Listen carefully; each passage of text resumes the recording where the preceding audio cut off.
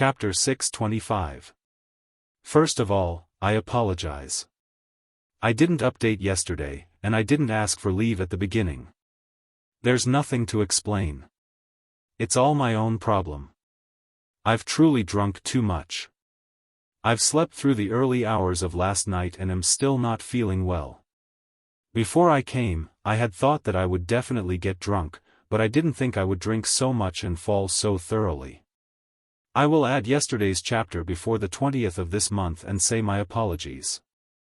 I'm planning on quitting drinking. Really. Looking at the world with one's eyes drunk and suddenly realizing there's a problem, it's scary. Furthermore, drinking is not good for the body. I have to take responsibility for myself, my family, everyone, and my work. Fan Xian had 2 intelligence teams in his hands. Regarding the movements under the heavens, he investigated quickly. However, the matter of Dongyi opening the sword hut was the most important matter of the various powers' attention. He left the capital quickly. At that time, the Overwatch Council and Baoyue brothel had not returned with intelligence. Yanjing was in the north and had many interactions with the other 2 powers under heaven. Furthermore, the military had its own intelligence network, so he urgently asked Wang Zhikuan to see if he had any information. Wang Zhikuan furrowed his brows and thought for a moment. He then said without much conviction, logically speaking, it should be Marquis Chongning. The influence of Dongyi's direction in the future was too far-reaching. Regardless of whether it was Northern Qi or the Qing Kingdom, they were both very nervous. The Qing Kingdom sending out their best fighter, Fan Xian, would probably not escape the analysis and judgment of the people under heaven.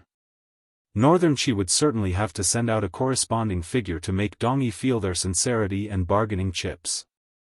Marquis Chongning was the brother of the Northern Qi Empress Dowager. Furthermore, he was in charge of the Northern Qi Palace treasury's money flow. He was indeed an important figure. Fan Xian raised his brows and quietly said with some suspicion, "This marquis is an old acquaintance. He's good at drinking, but when it comes to actually doing things, he's much worse than his son." Wang Zhikuan knew they were talking about serious matters. Given his status as a governor, he didn't dare to slight it. Although Wei Hua is the commander of the Brocade Guard, the status of the Northern Qi Brocade Guard is far below that of the council. He doesn't have that much authority. Fan Xian nodded. The Overwatch Council was a special organization. Other than the extremely confident emperor, no emperor dared to allow such an organization to exist. Although the Northern Qi Brocade Guard had inherited the Red Cavalry that Xiaofan had organized, under the attacks of the Northern Qi Empress Dowager and the emperor and his mother, their power was far from what it had been in the Wei Kingdom. Particularly after Shenzhong had been stabbed to death in the street by Shang Shanhu, although the Brocade Guard's power remained, their status was declining day by day. If the Northern Qi Emperor truly wanted to do something in Dongyi, Wei Hua was not a good choice. No matter who they send, in the end, it is a competition of national power. It is best not to think about it anymore. Fan Xian took a sip of wine. A faint tiredness rose between his brows. Wang Zhikuan looked at him with a slight smile and said, "Sir Fan Jr.'s trip will certainly be successful." Fan Xian laughed bitterly. Before leaving Jingdo, everyone, including Hu the scholar, had the same confidence as Governor Wang. Even when the emperor was giving instructions in the royal study, it seemed that he had never thought that Fan Xian would lose this battle. He didn't know that in the hearts of the Qing officials and people, the words, Sir Fan Jr., embroidered in gold, had long become a patch of gold. Everyone had a great deal of confidence in him. The events of the past 5 years had long proven that as long as he personally acted, there was nothing he could not do. In the spring of the 10th year of the Qing calendar, the entire Qing court seemed to be quietly waiting for Dongyi's submission and Sir Fan Jr.'s carriage to enter the sword hut. Without the use of a single soldier, they would begin to take over a large piece of land, the people living on it, and the vast wealth accumulated over countless years. However, Fan Xian himself would not have such thoughts.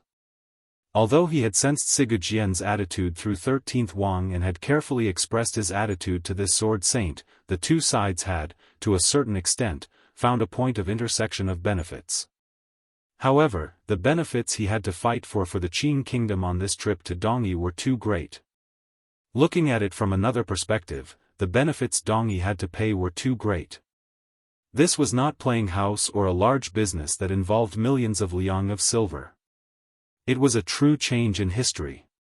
A true historical event was about to happen in front of Fan Xian's eyes, perhaps even in his hands.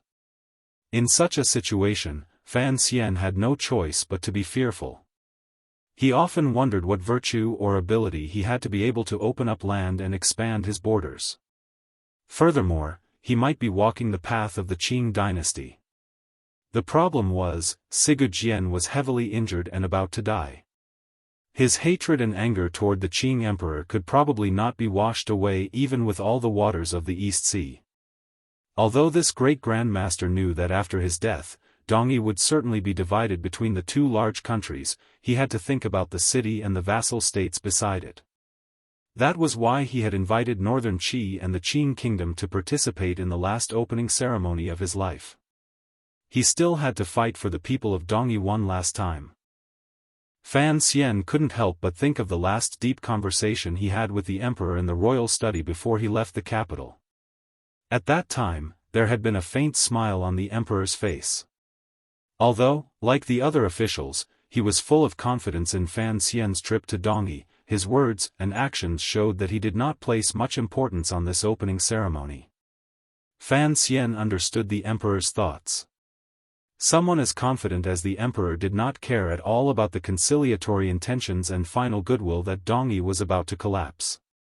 In the emperor's view, this was Dongyi's last cry of sorrow.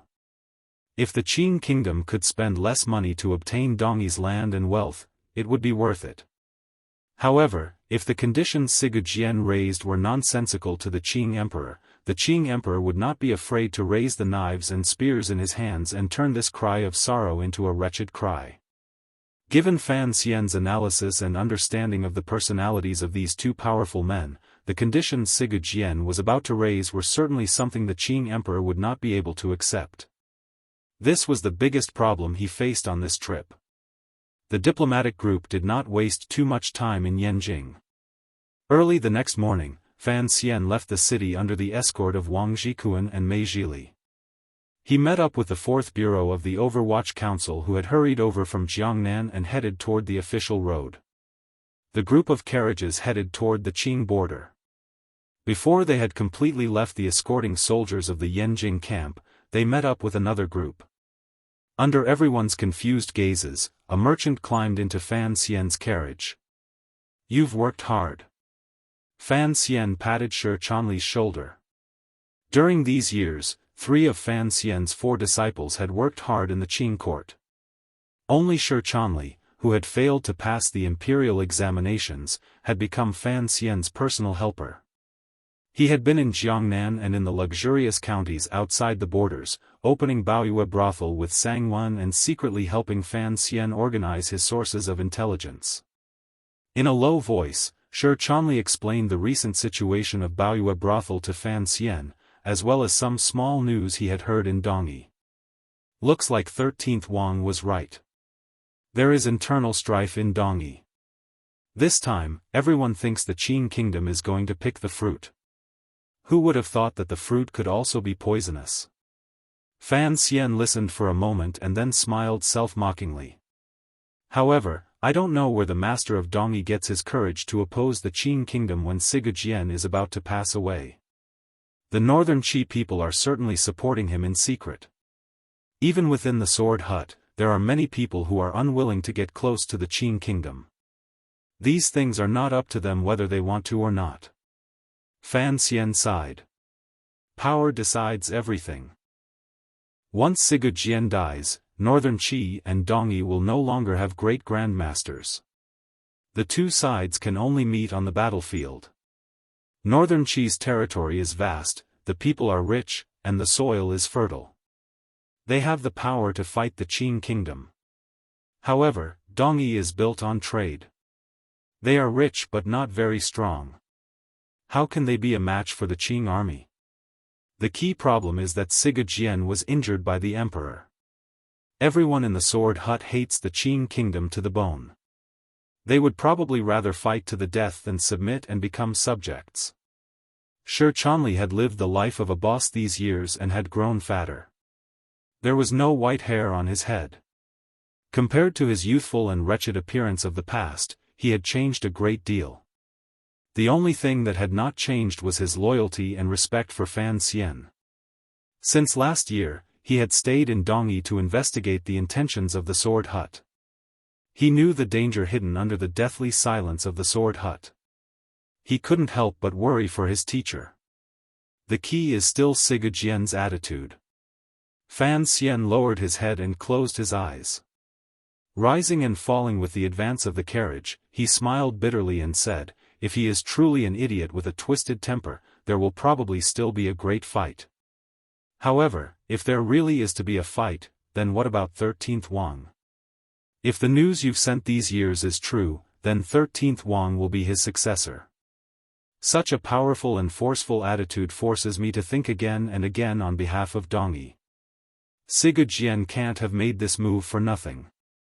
That's another question. Whether Dongyi leans toward the Qing kingdom or northern Qi is one thing. However, who will be in charge of the sword hut after Sigurd is another important matter, Shi Chanli said worriedly. Shi Chanli said worriedly, although Sir 13 is deeply favored by Sigurd it is Yunjilan who is the first disciple of the sword hut. He has many friends and is very popular. He also has countless disciples and juniors supporting him. Additionally, he has the support of the manor of the master of the city and northern Qi. If Sigurd dies, I'm afraid Yunjilan will not give Sir 13 any chance. Fan Xian opened his eyes. A cold light flashed through them. He muttered to himself, "Are we going to have to kill the entire family like many years ago before the sword hut can decide who it belongs to?" He was talking about an old matter that happened many years ago in Dongyi.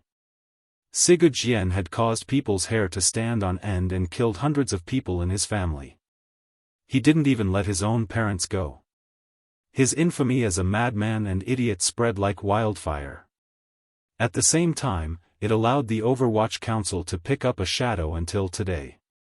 Shi Chanli was silent. He didn't know how to reply. "The master of Dongyi will certainly not accept our conditions," Fan Xian said quietly. Fan Xian said quietly, "There is a book about the three kingdoms that says the officials can surrender because they are still officials. Only the master of the city, if he surrenders, then he is nothing. There is another important matter, which is Dongyi's legacy." He rubbed the space between his brows. "If Yunjilan really wants to fight with 13, outsiders like us won't be able to do much beforehand." Shi Chanli was silent for a moment. He then asked in a small voice, "Teacher, before you left the capital, what was the bottom line the emperor gave? Become subjects, pay tribute, disperse the army, open the borders of each vassal state, allow the Qing army to enter, and allow the nobles to all live in Jingdo," Fan Xian said with his head lowered. Shi Chanli sucked in a cold breath. He thought that once these conditions were laid out, it would be the same as crippling Dongyi. The emperor's appetite was too big. He wanted to use the power of the country to carry out intimidation and subdue the enemy without a fight. No one in Dongyi would dare to accept such humiliating conditions. Of course, the length of time can be discussed later. "There is no need to fight for a moment," Fan Xian said quietly. Fan Xian asked quietly. This was something he had privately argued with the Qing emperor for a long time before he bought more time for Dongyi. He paused and then continued, "If these nobles don't dare to live in Jingdo, the emperor will build them a new manor in Yanjing. Naturally, he will not mistreat them." Shi Chanli suppressed the shock in his heart and shook his head. "No one will agree. Such conditions are the same as putting their heads on the chopping board of the Qing kingdom. I'm afraid they would rather fight to the death. At least there will be some hope." Fan Xian didn't reply to this question. Instead, he said, the northern Qi people will certainly not watch as Dongyi is swallowed by us. This time, they will certainly do something. What can they do? Fan Xian lifted the curtains and looked at the green trees on the road. Casually, he said, the Northern Qi Emperor will first try to persuade Sigurd Jian to ally with Northern Qi before he dies so that Northern Qi will give Dongyi a great deal of support. Once the Northern Qi people find out that Dongyi cannot hold out and is prepared to agree to the Qing Kingdom's treaty, they will stop at nothing to break this agreement. Without waiting for Shi Chanli to speak, he continued in a quiet voice, kill me or kill an important figure in Dongyi to incite the already strong hatred and bloodshed between Dongyi and the Qing Kingdom. Once the war starts, even if Dongyi wants to surrender, given the emperor's personality, he will not agree. At that time, the Northern Qi people will be able to ride on the wall and make other plans. As they spoke, the group of carriages turned in the southeast direction. Leaning against a small mountain, they followed a clear stream and headed in the direction of the Song Kingdom. Fan Xian narrowed his eyes and looked back. Yanjing could still be seen clearly. The soldiers in the camp were waiting for the arrival of the war, or perhaps they were terrified of the arrival of the war. The young lady of the Wang family was going to marry into Prince Heching's manor as a secondary fei, so it was impossible for her to see Fan Xian off. However, she still respectfully asked Governor Wang to bring Fan Xian a gift. Every time he thought of this young lady, who was at first unruly and unparalleled but later had been punished by him into a wretched state, Fan Xian's emotions would feel complicated. No matter what kind of person's personality, whether it was a great grandmaster or an arrogant and unruly daughter of a noble family, if he or she had a goal he or she had to achieve in this world, then he or she would certainly be willing to pay a price for it that he or she would normally not pay. I am only worried about one thing right now. Fan Xian withdrew his gaze from the carriage window and quietly said, Sigurd Jian is not a saint. If he is like me and believes in the creed of not being afraid of the flood after death, then it will be troublesome. It was clear that Shi Chanli did not completely understand these words. Fan Xian laughed bitterly and said, before Ku he died, he made 2 ruthless moves and dragged on the Qing Kingdom with great difficulty. It also gave me a strange headache. For major figures like them, they see further than anyone else. I find it difficult to believe that Sigurd Jian, who had lost to the emperor and struggled at death's door to this day and thought about it for 2.5 years, would willingly admit defeat and not have any other thoughts. He was afraid of these great grandmasters' terrifying thoughts. On the 3rd day, the group of carriages passed through the invisible border hidden in the plains and entered the Song Kingdom. The area of this small vassal state was not large. It was not even the size of a large province in the Qing Kingdom or Northern Qi, but it had a long history. Although there was a king in name, in reality, everything was controlled by Dongyi. Other than the power to appoint and remove officials, all of the armed forces came from the manor of the master of Dongyi and the sword hut. Fan Xian was not unfamiliar with the Song Kingdom. He was very familiar with this path. The Baoyue brothel in the Song Kingdom had opened very early. It was the first batch of experiments when Fan Xian controlled the high-end brothel industry and developed a chain store. During the Dong Mountain incident a few years ago, after Fan Xian killed Yan Xiaoyi, he escaped the mountains with a heavily injured body. He had also entered the territory of the Song Kingdom, passed through Yanjing, and finally returned to Jingdou. Leading the Overwatch Council, he launched a ruthless counterattack against the eldest princess faction. After the previous year, Fan Xian was alone. He hid his identity and disguised himself. He was tired in body and mind, and his injuries lingered. He didn't know what path to take. When he came this year, he was accompanied by a canopy of officials and attendants like clouds. He was well dressed and watched by tens of thousands of people. His glory was boundless. With the title of the most powerful official in the world, he walked proudly on the streets of the Song Kingdom. In Fan Xian's view, he had not changed at all. What had truly changed was the comparison of power among the 3 powers under heaven. Refusing the Song Kingdom's warm reception and avoiding the cautious and complicated gazes, Fan Xian and his group moved into Baoyue brothel. After all, it was his own business, so he was more at ease in terms of safety. Moments after they entered the brothel, a Song Kingdom official came with a nervous expression to report that a guest had arrived and requested to see Sir Fan Jr. Fan Xian's expression froze slightly. Looking at the official's nervous expression, he knew who the guest was. He couldn't help but smile. He thought that it was quite a coincidence that he had just arrived, and the Northern Qi people had also arrived. He rose and walked out of the hall. Raising his hands in a salute, he smiled and said, "Brother Wei Hua, I didn't expect it to be you." Chapter 626. Alright, everyone, please continue to kill me. It looks like the wine I drank the day before yesterday has not completely sobered me. The 7th chapter should be about the Son of Heaven.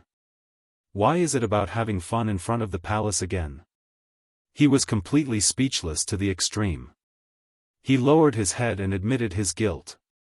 The chapter was called Zhou Gong as the teacher. It came from a line in the historical records of Zhou Benji, Zhou Gong as the teacher attacked Huai in the east. It referred to Fan Xian entering Dongyi. It was a spring day. Zhou Gong slept soundly, and so did Fan Xian. Of course, I found this part on Baidu. P.S. Today is the last day the monthly votes will be doubled. Given my condition and level of effort these 2 days, I truly do not have the confidence to ask for a vote. However, I will still shout. I will not release a single chapter to ask for votes. I promise everyone that for the rest of this month, I will let me, who is writing, and you, who is reading, live happily and of high quality. Amitba, those who believe in me, please bestow a monthly vote. Fan Xian and Wei Hua, the 2 heads of the greatest special agents in the world, were like 2 pure and open-minded scholars holding hands and exchanging pleasantries. They were filled with admiration and speechlessness. Immediately, they sat down hand in hand and drank and chatted merrily. They thought back to the foreign affairs of Shangjing in the past and quietly talked about smuggling. When they were happy, they laughed loudly. When they were emotional, they had 1,000 thoughts. Such a sincere display stunned the accompanying officials of the Song Kingdom, as well as the officials of the Board of Rites from Northern Qi and the Qing Kingdom, and their attendants. They wondered if the 2 of them had such a good relationship. Immediately, everyone understood the reason and sighed with admiration. They thought to themselves that, in the end, he was the head of the top special agents. With such a shameless and hypocritical nature, it was indeed a meeting of talent. They appreciated each other and couldn't help themselves. After sitting and chatting for a while, everyone knew that since the 2 of them had met in the Song Kingdom, they would represent the large power behind them and carry out a test. They would use words to force out some knives and swords. If they were to stand to the side, they would only see the 2 of them laughing. Very consciously, they retreated. After the serving girls finished serving, they also retreated. The most luxurious single room in Baoyue brothel immediately sank into silence. Fan Xian did not sit at the table. Instead, he sat down on a carved wooden chair to the side. His gaze was very calm. Looking at Wei Hua, he said, "You arrived yesterday and came to my door today. You really aren't going to give me a chance to breathe." Wei Hua smiled and picked up a hot towel from the table to wipe his face. He walked to Fan Xian's side and sat down. After thinking for a moment, he quietly said, "Although everyone can guess that Sir Fan Jr. will come personally, if they don't see it with their own eyes, how can the millions of people of the Qi Kingdom be at ease?" Fan Xian's eyes narrowed slightly. He smiled and said, "What? Are you here to seek justice for the people of Daqi?"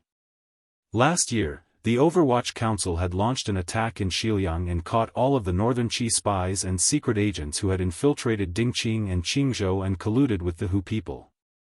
They had killed countless people. This matter caused the Northern Qi court to become furious after a great shock. The superficial peace that the Northern Qi Emperor and Fan Xian had done their best to maintain finally tore a large hole in it. There was no one else in the hall. Fan Xian and Wei Hua would not continue to chat about the weather. Their voices became light and icy.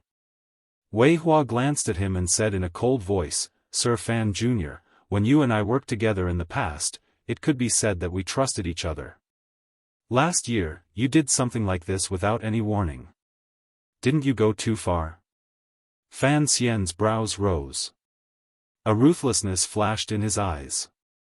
"You colluded with the Hu people and killed the people of the Qing kingdom. Did I have to tell you before I did something? Who do you think you are?" Wei Hua's heart trembled slightly. Only now did he know that Fan Xian was no longer the gentle and amiable young man who had just come out into the world in Shangjing. He was silent for a moment and then said, "Don't bring up old matters. However, I don't know what exactly Sir Fan Jr. is thinking about going to Dongyi to attend the opening ceremony. Are you stupid?" Fan Xian said with slight mockery. "I am the Duke of Danbua of the Qing Kingdom. What I am going to Dongyi this time is for the benefit of the Qing Kingdom. It's not like you don't know, so why ask?" Wei Hua furrowed his brows and felt a chill in his heart. He thought that although the emperor was talented and managed the court affairs in an orderly manner, the situation in the world was here. The Qing Kingdom was as powerful as it was yesterday. If he wanted to persuade the Sword Hut and the master of the city to not be overwhelmed by the Qing Kingdom's power, it would be a difficult task. Particularly since the Qing Kingdom had sent Fan Xian, a person he had never seen clearly, his heart was beating like a drum. He did not have much confidence.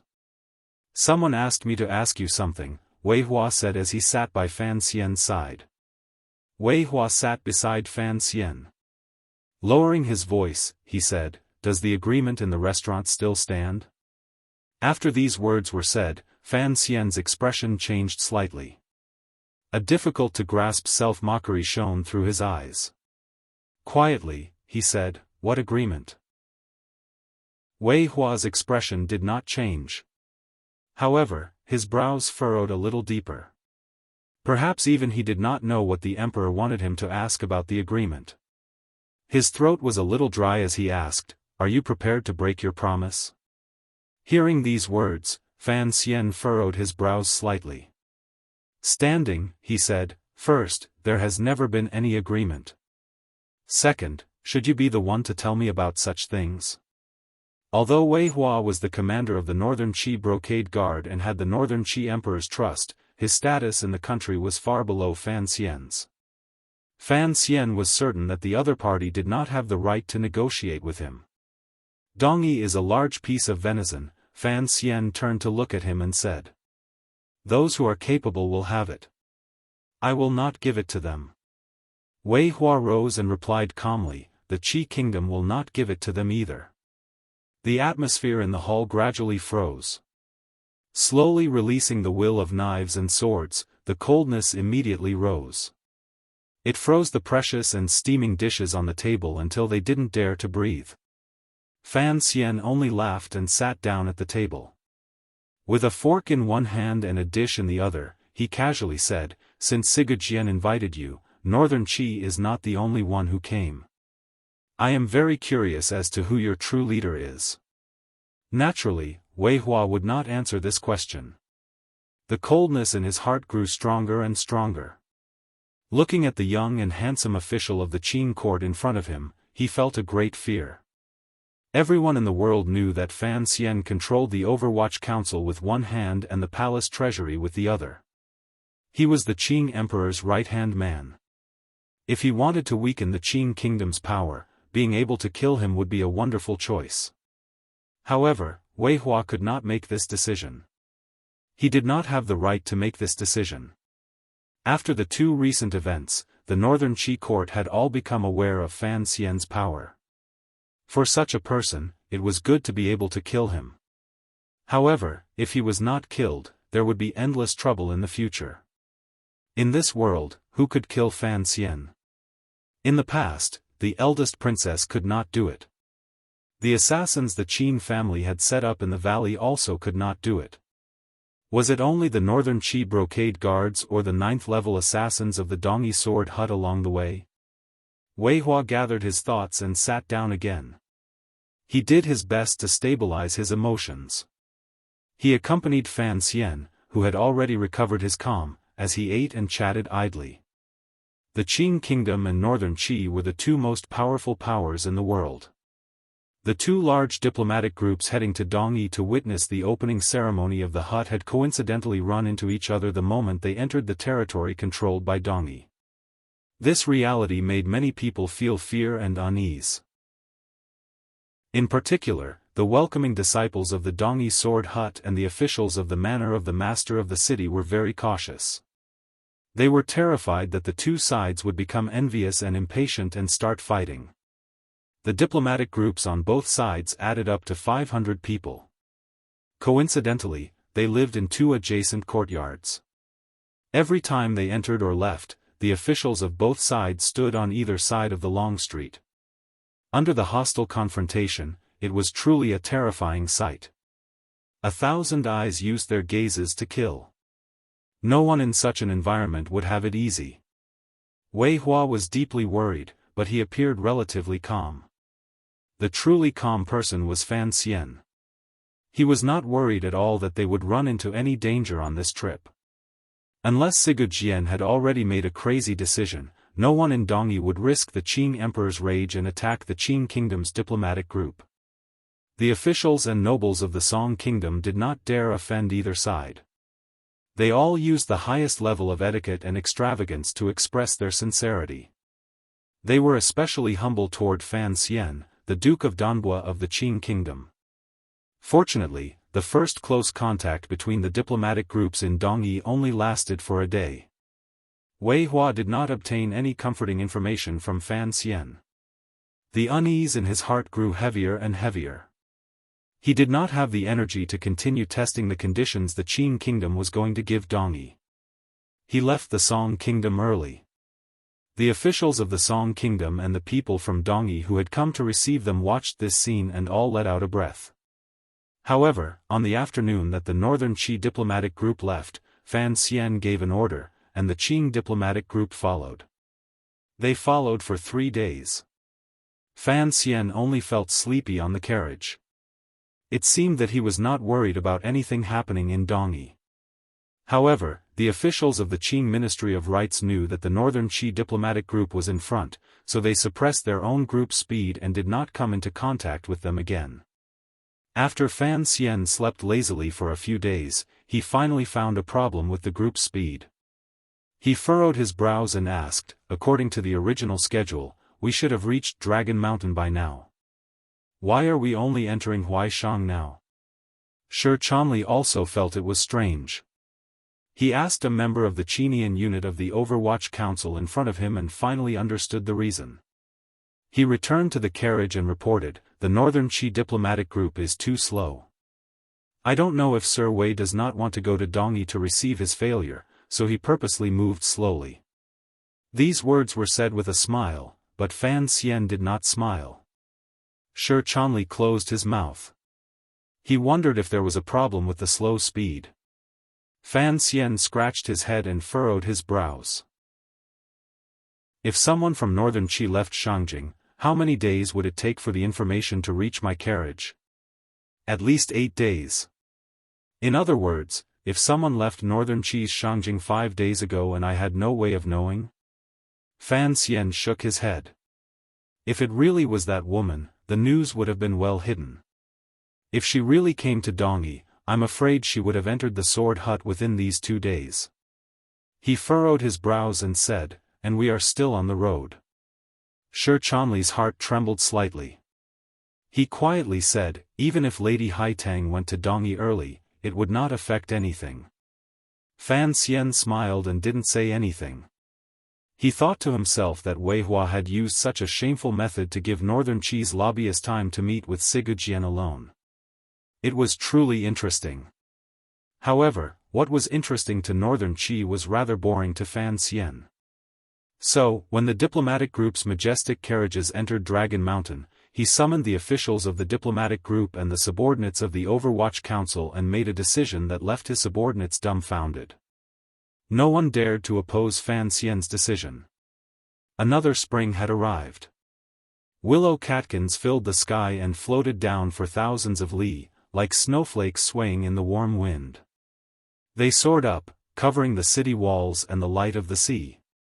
It made pedestrians cover their faces and scurry away in collective grief. There was no sense of enjoyment at all. Two traveling merchants wearing bamboo hats stood in the sky full of flying catkins. It was clear that these were two strangers from outside the city. They did not dislike these annoying catkins at all. On the contrary, they seemed to be intoxicated by them, standing by the carriage and admiring them endlessly. It truly is the most beautiful scenery in the world. It's a pity that it has covered up the most magnificent city in the world. I can't see it clearly. Achoo!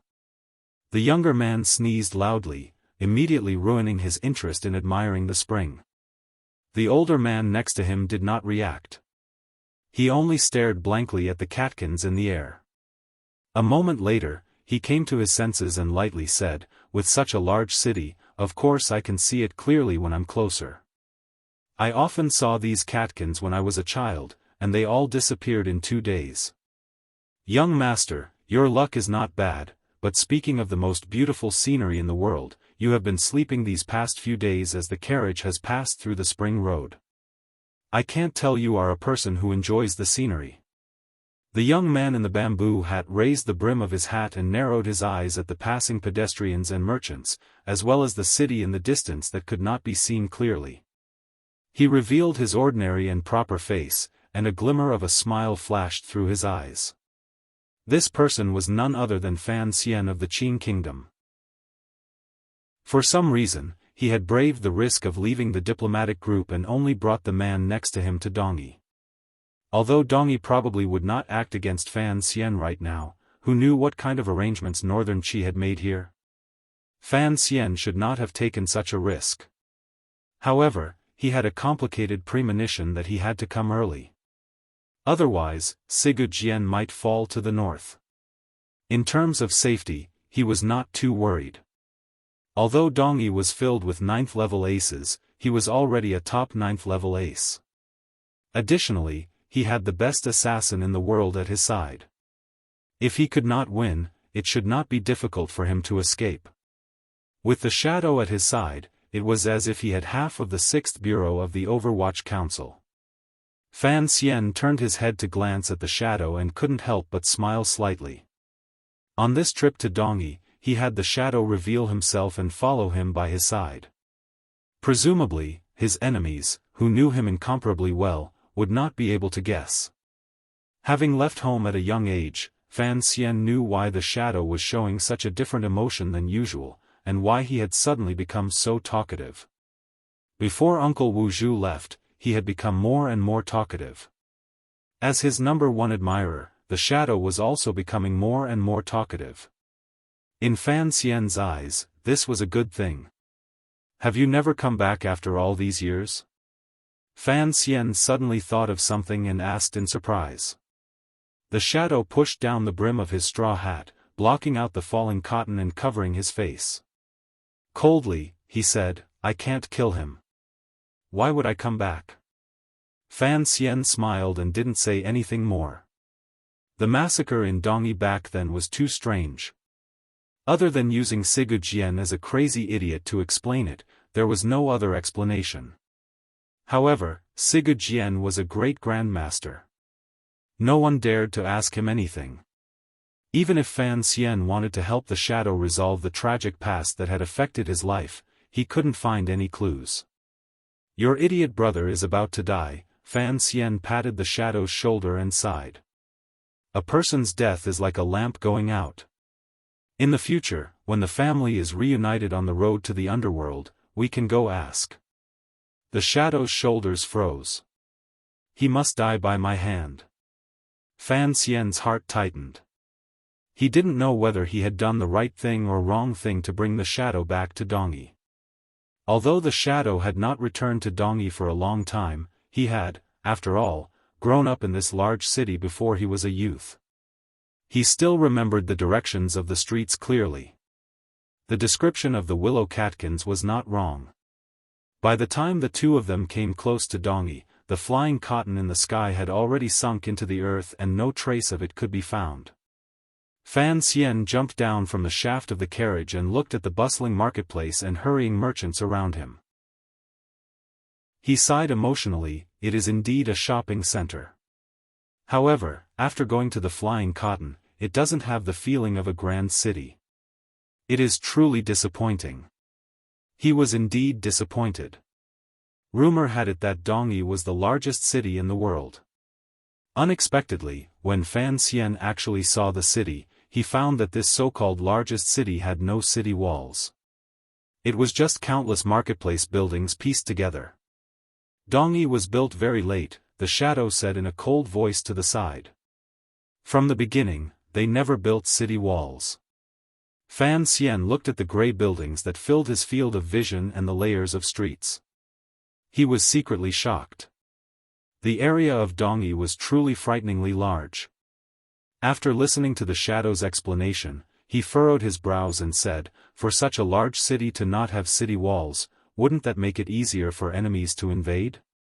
In the beginning, Dongi was filled with profit-hungry merchants and foolish common people. It had no ability to resist foreign enemies. Even if they spent countless resources to build a natural stronghold city wall, it would still be impossible for them to resist the armies of northern Qi or the Qing kingdom. Whether or not there was a city wall did not have much of an effect on Dongi. The shadow paused for a moment and then said, "Some people say that Big Brother is Dongi's city wall. If he is alive and Dongi has no city wall, no enemies will dare to invade. If he is dead, even if Dongi has a 1,000-foot wall, it will still be the end of the country and its family." Chapter 627. Fan Xian and the shadow silently looked at the scenery inside the large city. Perhaps the shadow was deeply moved, but Fan Xian was slightly shaken by the scene before him. Perhaps the shadow was deeply moved, but Fan Xian was slightly shaken by the scenes reflected in his eyes. Dongi indeed lived up to its name as the largest city in the world. It took up a lot of land. Their carriage traveled through the city for a long time, but they were still far from their predetermined destination. Along the way, they saw all kinds of buildings and bustling crowds moving through them. Goods from all over the world gathered here.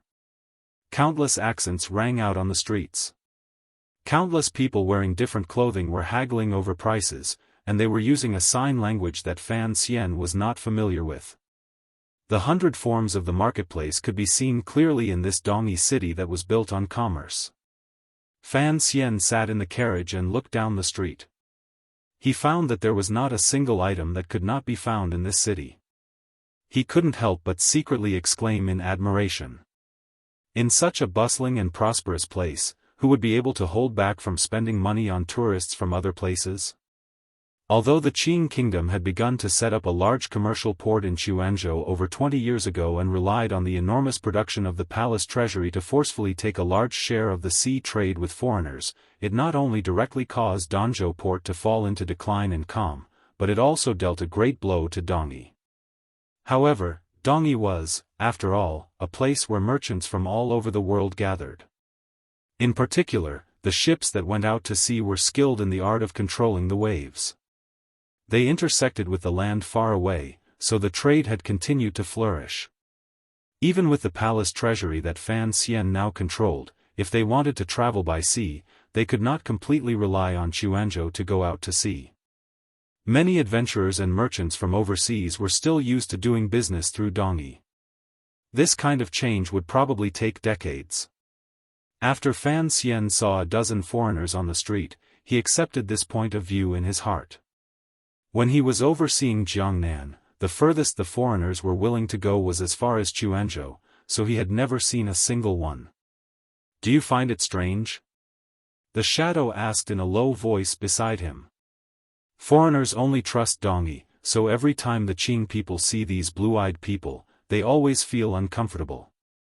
Fan Xian smiled and didn't say anything. He thought to himself that in his previous life, he had once taught mahjong in the foreign students' building all night. How could he feel strange when he saw foreigners? Why don't the foreigners trust the Qing kingdom? At most they are willing to stop at Quanzhou for a few days, they are never willing to go deep into the interior. Fan Xian asked quietly, Northern Qi does not have a suitable outlet to the sea. That is one thing, but we have already built 3 large ports in the Jiangnan area. In particular, the Quanzhou port has been built for over 20 years. Why have we never completely taken away Dongyi's position? I'm not too sure either. The shadow pressed down the bamboo hat and coldly said, but I heard that 20 years ago, the Quanzhou Navy had a good relationship with the foreigners. Later, something happened to the Quanzhou Navy, and many of the foreigners were scared away. Fan Xian raised his eyebrows and didn't ask any more questions. On his way into the city, he had been looking in all directions and listening in all directions. He had carefully savored the atmosphere of the marketplace that was particularly different from that of this land. He had gradually come to understand the reason for this. Dongyi had always been able to occupy the center of the world's commerce because the people there valued freedom. Merchants used their words and actions for profit. On the streets, other than the officials from the manor of the master of the city who maintained public order, there were not many officials. Although he hadn't had the opportunity to personally see the specific process of trade, Fan Xian already had a strong feeling that Dongyi's trade basically already had some kind of contract. Regardless of whether it was the manor of the master of the city or the sword hut, neither of them would try to control the actions of the merchants. They would only draw up general market regulations. In comparison, although the Jiangnan area of the Qing kingdom was also developed in commerce, this kind of development and prosperity was, to a large extent, based on the overly special product of the palace treasury. Jiangnan's commerce relied on the unique production of the palace treasury, so it could be completely set by the court, or rather, by itself, with very little fluctuation. The commerce of the Qing kingdom's Jiangnan was a kind of commerce that was monopolized by the court. Regardless of whether it was the incomparably illustrious Ming family, the Lingnan Xiong family, or the Quanzhou Sun family, they were only the recipients of the palace treasury. If the court wanted these 3 families to die, then they had no choice but to die. The court did not care about the sanctity of contracts with merchants. However, Dongyi's business was rooted in the foundation of equal trade. No power could be like the Qing court and shamelessly use force. No one could be like Fan Xian, who could use the power in his hands to make the Ming family vomit 3,000 liters of blood and innumerable losses. It was clear that, for merchants, the latter kind of prosperity was more reliable, long-lasting, and worthy of trust. Dongyi was like a gathering place and autonomous territory for the world's merchants. They used their sweat or cunning to seek benefits. Their life and death were up to heaven and not imperial power. Fan Xian pulled his gaze back from the door of a large merchant house. An absurd feeling suddenly welled up in his heart. If Dongyi truly leaned toward the Qing kingdom, given the emperor's powerful desire for power, how could he be willing to remain unchanged for 50 years? How could he be willing to have so many merchants not listen to his orders in the territory he ruled? If the glory of the Qing kingdom's powerful imperial power truly descended upon Dongyi, would this prosperous and free or secretly dirty city still be able to maintain its current vitality? Fan Xian and the shadow chose an unremarkable inn to stay in. After settling down the carriage, they walked onto the main street and merged into the crowd. It was still early, so it was not yet convenient to do what they wanted to do. Thus, these 2 powerful warriors, each with their own thoughts, decided to imitate the situation of women and once again wandered the streets in the noisy seaside city. The reason Dongyi was so large, other than the shocking amount of trade that attracted merchants from all over the world, was because all kinds of strange people gathered here, such as the great bandit Wang Qinian, and even earlier, the young lady of the Yi family and her blind, young servant at her side. With strange people, there were naturally legends and legends. Adding to the glorious and threatening name of Sigurd, who knew how many vagrants and homeless people had come to settle down and seek a living. Countless young people from northern Qi and the Qing kingdom had come to travel. Even the Hu people far away on the grasslands and the snowman people in the north had once traveled tens of thousands of li year after year. The population of Dongyi increased, and the city grew larger and larger. Looking at the various styles of buildings on the main street, Fan Xian clicked his tongue in wonder. He thought to himself that the Bund of the past was nothing more than this. However, the Bund had mostly been Western buildings, while the buildings in Dongyi were of various styles from the mainland. Northern Qi inherited the black and green flying eaves from the Wei kingdom, the Qing kingdom's solemn and square buildings, the domed houses on the grasslands, and Nanzhao's gilded rain and arrow towers. It was said that back in the day, the Western people's buildings had been in the limelight in Dongyi. Later, following the rise of the Yi family, the Western people's position fell completely. The trade on this land began to move in the direction of imports. The reason was simple. They could not make the silk, tea, and porcelain that the Western people wanted to buy. The Yi family could also make the expensive glass and mirrors that they used to sell. Furthermore, they made them better and sold them cheaper.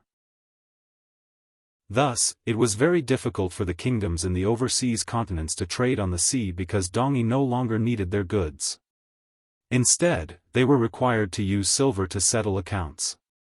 If it weren't for the large amounts of silver mines that were rumored to have been discovered somewhere in the wild lands a dozen years ago, their national coffers would have long been emptied by the cunning and ruthless merchants of Dongyi, as well as the Yi family that had fallen from the sky. They would no longer be able to support the extravagant needs of the nobles in their country. After listening to Fan Xian's rueful words, the shadow coldly said, "The Western people are no different from us. However, their martial arts are like their sorcerers. They look good, but they are actually completely useless. Thus, they can only allow us to exploit them. They only come to complain every year." Hearing these words, Fan Xian couldn't help but smile. He still remembered the first moment he was reborn into this world. He saw the shadow beside him fly over like an eagle and instantly kill a sorcerer. The sun was slightly setting, but Dongyi was still as lively as before. Although the shops gradually showed signs of closing, the places of pleasure in the middle of the streets were preparing to light up their red lights. "Have you finished looking?" the shadow suddenly asked. Fan Xian used his fingers to gently pull on his straw hat. After a moment of silence, he said, "Yes." He was a traveler from another world, but in this world, he could not be a simple traveler. After the rare half-day tour of Dongyi temporarily came to an end, Fan Xian was going to return to the darkness, leaving behind the joy and gratification of sightseeing and picking up his black dagger again. The shadow tilted his head slightly and turned to the right. Brushing past a row of sorry ice stalls, he disappeared into a small alley. In a flash, the straw hat disappeared without a trace. The setting sun in the west lost the honor of shining on the East Sea.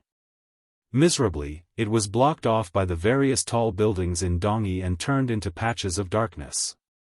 Fan Xian walked in and covered his tracks. The manor of the master of the city in Dongyi was brightly lit. Although it was not completely night and there was a lingering warmth of the setting sun still shining on the tall eaves of the manor, the servants in the manor had long lit the lamps. It was as if they were all afraid of the arrival of the night in Dongyi. In a few days, the diplomatic groups from the Qing kingdom and northern Qi would arrive in Dongyi. Everyone knew that the great grandmaster of the sword hut was about to decide the future direction of Dongyi after the opening of the hut. However, everyone knew that once the sword saint passed away, no matter what Dongyi chose, it would be an endless dark night descending for these common people who were happy in the name of free merchants. Of all these people, the most nervous was the master of Dongyi. Regardless of whether Dongyi became a territory outside the Qing kingdom or northern Qi, there was no need for him, the master of the city in name, to continue to exist. He was the master of the city in name because the true masters of Dongyi were Sigujien and the sword hut. He only enjoyed the glory and wealth and carried out simple administrative work on behalf of them. The master of the city looked worriedly at the middle-aged swordsman sitting across from him. Faintly, He sighed and said, Master Yun, to say something inauspicious, it looks like the Sword Saint is not going to make it. As the head of the Sword Hut, you have to make a decision. Yun Jilan, the first disciple of the Sword Hut, lowered his head slightly and maintained his silence. After a long time, he said, Teacher knows his limits. There is no need for you to worry too much. Even if I don't worry for myself, I have to worry for the people in this city. The master of the city stared into his eyes and said, If we really surrender to the Qing kingdom, at worst, I will go to the Qing kingdom's Jingdo to be a free and unfettered marquis. Dongyi has worked hard to build this city. Are we really going to give it to our enemy, the Qing emperor, with both hands? Yun Jilan knew that the master of the city purposely spoke in such a dignified manner because he was worried about his own path of escape once the city fell and the hut fell. If this person actually dared to go to Jingdo to be a free and unfettered marquis, why would he ask him so seriously today? Everyone knew the Qing emperor's ambition and terrifying ruthlessness. If the master of the city went to be a free and unfettered marquis, he would probably be greeted with a cup of poisoned wine within 2 years. Yun Jilan had to admit that his thoughts were the same as those of the master of the city. As a superior 9th-level ace, he was not worried about his future after the city fell. Presumably, even the Qing emperor would welcome him. However, he had grown up in Dongyi. He had a sense of belonging and love for this city and the Sword Hut that came from the depths of his soul. No matter what, he could not accept Dongyi surrendering without a fight and being absorbed into the Qing kingdom's territory. If they could remain independent of the two powers in the world, it would be Dongyi's best future. If the situation could not be reversed, Yun Jilan would rather join hands with the relatively weaker northern Qi court to fight the Qing kingdom together. Yun Jilan furrowed his brows slightly. His eyelids fluttered weakly, revealing 2 cold lights that flashed through them. He knew that an important figure was in the Sword Hut having an important conversation with his teacher. If this negotiation was successful, then Dongyi would stand up bravely and carry out a decisive resistance against the powerful Qing kingdom. Yun Jilan raised his eyelids and looked at the master of the city. I will not surrender. The master of Dongyi was slightly startled. It was as if he had not expected the other party to agree so readily. Truthfully speaking, the master of the city had been tossing and turning restlessly these 2 years. No matter what choice he made, it could not make him happy unless Sir Sigujian's injuries recovered and he regained his former might. He looked at Yun Jilan hesitantly and said, But, what exactly does the Sword Saint mean? I haven't seen him for more than 2 years. Yun Jilan did not answer this question. His expression was slightly strange.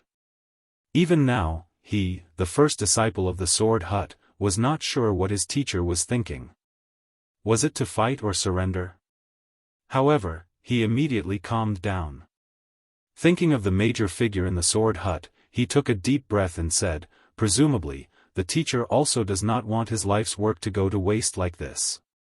The master of the city furrowed his brows deeply and glanced at Yun Jilan. Probingly, he said, Everyone under heaven knows that the Sword Saint was injured by the Qing Emperor on Dong Mountain 2.5 years ago. Originally, I, a slow-witted person, would not think that the Sword Saint would turn toward the Qing kingdom. However, news has gradually come these 2 years that 13th Wang is the Sword Saint's last disciple and is on good terms with the Qing kingdom's Fan Xian. I don't know what Master Yun thinks of this matter. After these words were said, Yun Jilan's expression became serious. Sternly, he said, 13th Wang is my brother disciple. Everything he does is arranged by my teacher. It is precisely because his friendship with Fan Xian was arranged by the Sword Saint that this is what I am most worried about. The master of the city looked at Yun Jilan and said seriously. Yun Jilan sank into silence. In the past, he had also felt a boundless coldness from this arrangement. He had never thought that his always proud and ruthless teacher would, before his death, be willing to put aside his deep hatred and make secret contact with the Qing kingdom. 13th Wang. He sighed in his heart and said to himself, I don't have any objections to you. Even if teacher wants you to take over the Sword Hut, I will only listen to you. However, the light on the table suddenly dimmed and then brightened, reflecting Yunjilan's cold face. He knew that the most important thing right now was to not let the Qin Kingdom's people disturb the important negotiations in the Sword Hut.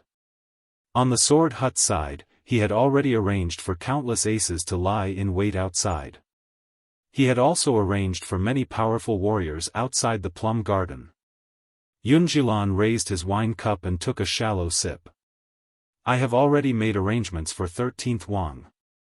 Don't worry, master of the city. The master of the city furrowed his brows slightly and said, that is good. As long as it is not the Qin Kingdom's Fan Xian coming personally, it is fine. Sir Fan Jr. is still on his way. Yunjilan's eyes were solemn. Calmly and firmly, he said, but, if he dares to go find little brother alone, I will keep him there forever. Fan Xian had already arrived. He and the shadow had admired the eaves of the manor like tourists. However, no one on Dongyi's side knew. At the same time, Fan Xian also did not know that the first disciple of the Sword Hut, Yunjilan, had begun to protect the Sword Hut because of his loyalty to Dongyi and himself. He was even willing to harm 13th Wang to keep the Qin Kingdom's people forever on this land. At the beginning of the night, Fan Xian came to a courtyard on the outskirts of Dongyi. Looking at the green banner hanging to dry on the low wall, he couldn't resist smiling slightly. Naturally, he did not go forward and directly knock on the door. Instead, he made a few turns and passed through the back of a plum garden, preparing to see 13th Wang, who had been waiting for him.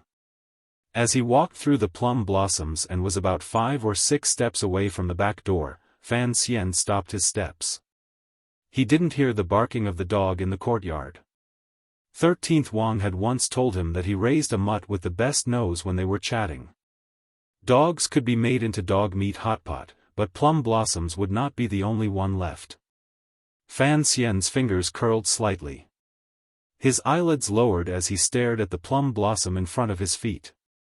He knew there was an ambush here and that the people lying in ambush were all aces. When his figure paused, he felt a gust of wind sweep past in front of him and cut down a plum blossom. Immediately after, powerful sword intent seeped in from all directions. Chapter 628. He was thankful for the days he had spent with 13th Wang holding a green banner and chatting. He was thankful for the loyal dog in the courtyard of the plum garden that could die. At the most dangerous moment, Fan Xian stopped his steps a moment earlier than he should have. He stepped just outside the circle of sword chi. His sudden pause and landing caused one of the aces who had been accumulating power for a long time to finally lose control of the sword intent in his hand. It broke through the air and landed in front of Fan Xian, revealing his figure. A streak of sword intent landed in the air. Immediately after, a number of sharp sword intents followed. Although they had not reached a perfect realm, they still attacked Fan Xian's body from 3 directions like venomous snakes. Fan Xian's left temple felt like it had been pricked by a needle. He blinked his right eye and felt slightly sore. At the same time, he felt the hairs on his right arm begin to stand up one by one. He felt danger. Since the Qin family's attack in the valley and Yan Xiaoyi's arrow pointing at him with his godly bow, this was the most recent and coldest danger. 5 streaks of sword intent. Other than the person who had struck at the plum garden earlier, who was slightly weaker, the other 4 were all aces. At first, it was just a calm night in the plum garden. Suddenly, terrifying sword intent seeped out and faintly controlled the directions Fan Xian could escape in. Just as Fan Xian had sighed with emotion earlier, Dongyi was a strange place with as many aces as there were clouds in the sky. For 9th level aces had appeared on such a normal night. Such an ambush was truly frightening. However, Fan Xian still had his head and eyelids lowered.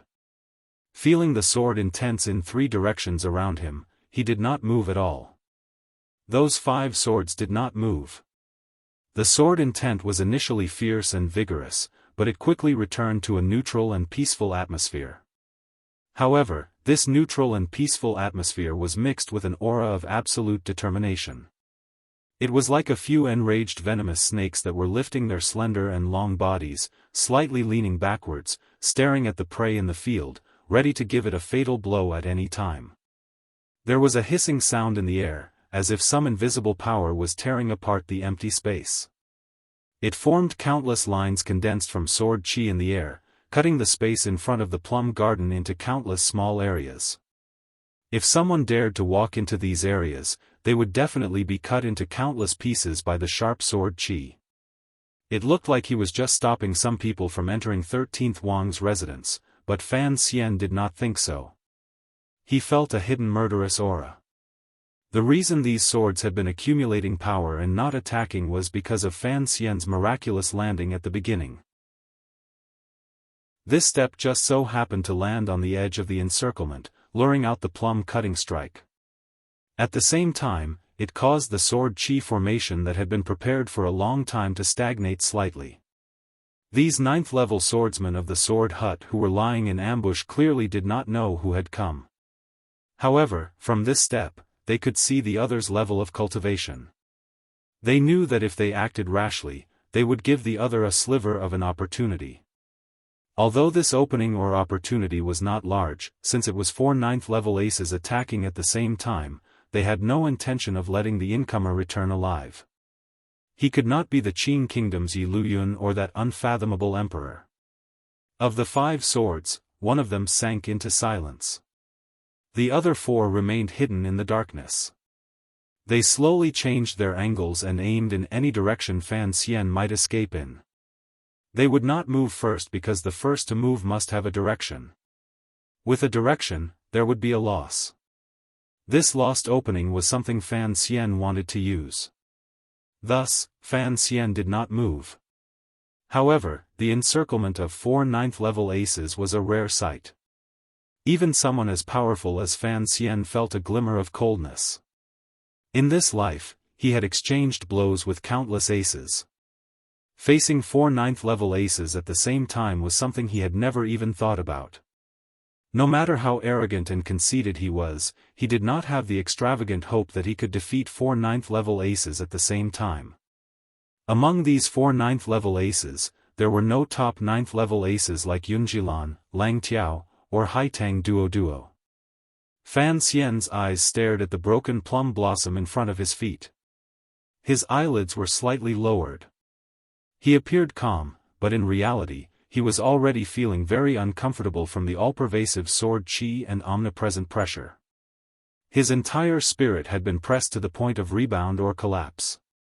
Sweat slowly began to form on his body. Countless drops of cold sweat slid down his back. The sweat on his forehead followed the angle of his body and slid down the bridge of his nose and brows. A drop of sweat seeped into his eye. It was slightly bitter and stinging, making him blink. The surrounding expert still didn't move, because they knew that the expert they had surrounded couldn't hold on any longer and was about to make the first move. The moment Fan Xian took that step, he knew that he had already obtained an opportunity to escape. However, he didn't know how 13th Wang was in the courtyard, so he stopped his steps.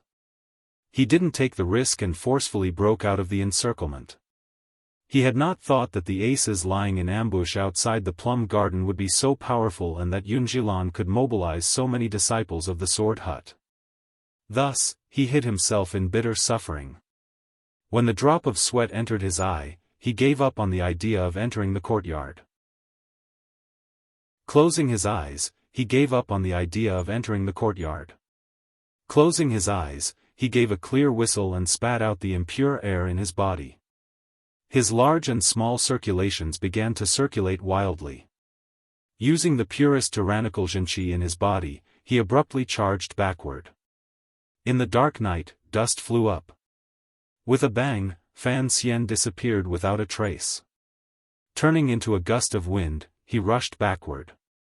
If it had been anyone else among the assassins, they probably would not have been able to react to Fan Xian's tyrannical zhenqi circulation speed. They could only watch as he frantically left. However, the assassins were all 9th level, goddamned 9th level. When Fan Xian closed his eyes, a streak of sword chi came lightly from the right side of the sky. The tip of the sword glowed with a cold light as it pierced directly toward his weak eyelids. Fan Xian let out a breath on the sword chi. The sword chi swayed slightly and did not stop. It pierced downward, piercing toward his weak throat. The power of the sword came but did not leave. It pressed forward with an indomitable will. It was the essence of the Sigu sword. Fan Xian's body shook violently and turned into a puff of smoke. Relying on his powerful speed, he forcefully escaped the damage of this sword intent. Almost at the same time, a normal steel sword mysteriously appeared in his path of retreat. Because Fan Xian had retreated quickly, the ace of the sword hut was unable to stop his figure. However, the sword could. This normal steel sword left his hand and flew just in time below the lightning-like figure, slicing horizontally across Fan Xian's left calf. Fan Xian's speed could not be reduced. Once he slowed down, he would be surrounded by the 4 level 9 experts, and he would no longer have a chance to break out of the encirclement. However, the swordsmanship of the Dongyi Sword Hut disciples was indeed marvelous. In such a high-speed battle situation, the sword that left his hand was still able to accurately and viciously slice toward his calf. It looked like Fan Xian had stupidly used his calf to crash into the blade of the other party's sword. Fan Xian did not slow down. He could not slow down. Unexpectedly, his body twisted forcefully in midair. However, the angle of the twist was too small. It did not affect anything at all. In a flash, his calf struck viciously against the sharp blade of the sword. There was a crisp clang. No one could describe their emotions when they saw this scene because Fan Xian's leg was not broken. On the contrary, it was the mysterious sword blocking his path that seemed to have been struck by a heavy hammer. It fell abruptly to the ground and rolled uncontrollably. Fan Xian's calf had been struck heavily. His entire body also rolled through the air. Now, he was facing the darkness of the plum garden, the only gap in the darkness that he could escape through. Right in front of the gap was an old plum tree. There were no flowers on the tree. There were only old and broken branches. Like a dragon's beard, it twisted and trembled endlessly. Fan Xian used his fastest speed to crash toward this old plum tree. As long as he charged through this gap, he would be able to safely enter the darkness. In the end, he had still underestimated the ace of the sword hut. 2 of the 4 9th-level swords had already come out. The other 2 had already silently calculated Fan Xian's path of retreat and arrived behind the old plum tree in the darkness. Fan Xian, who was crashing toward the old plum tree at high speed, narrowed his eyes slightly. A cold light flashed through them as he looked at the 2 green-clothed men behind the tree and the swords in their hands that were slowly stabbing toward the old plum tree trunk. The slow stabbing was just an illusion of time. In such a high-speed process, it was difficult for a human strength to reverse the situation. The 2 swords appeared to be moving forward with an indomitable will and stupidly stabbing toward the air behind the old plum tree.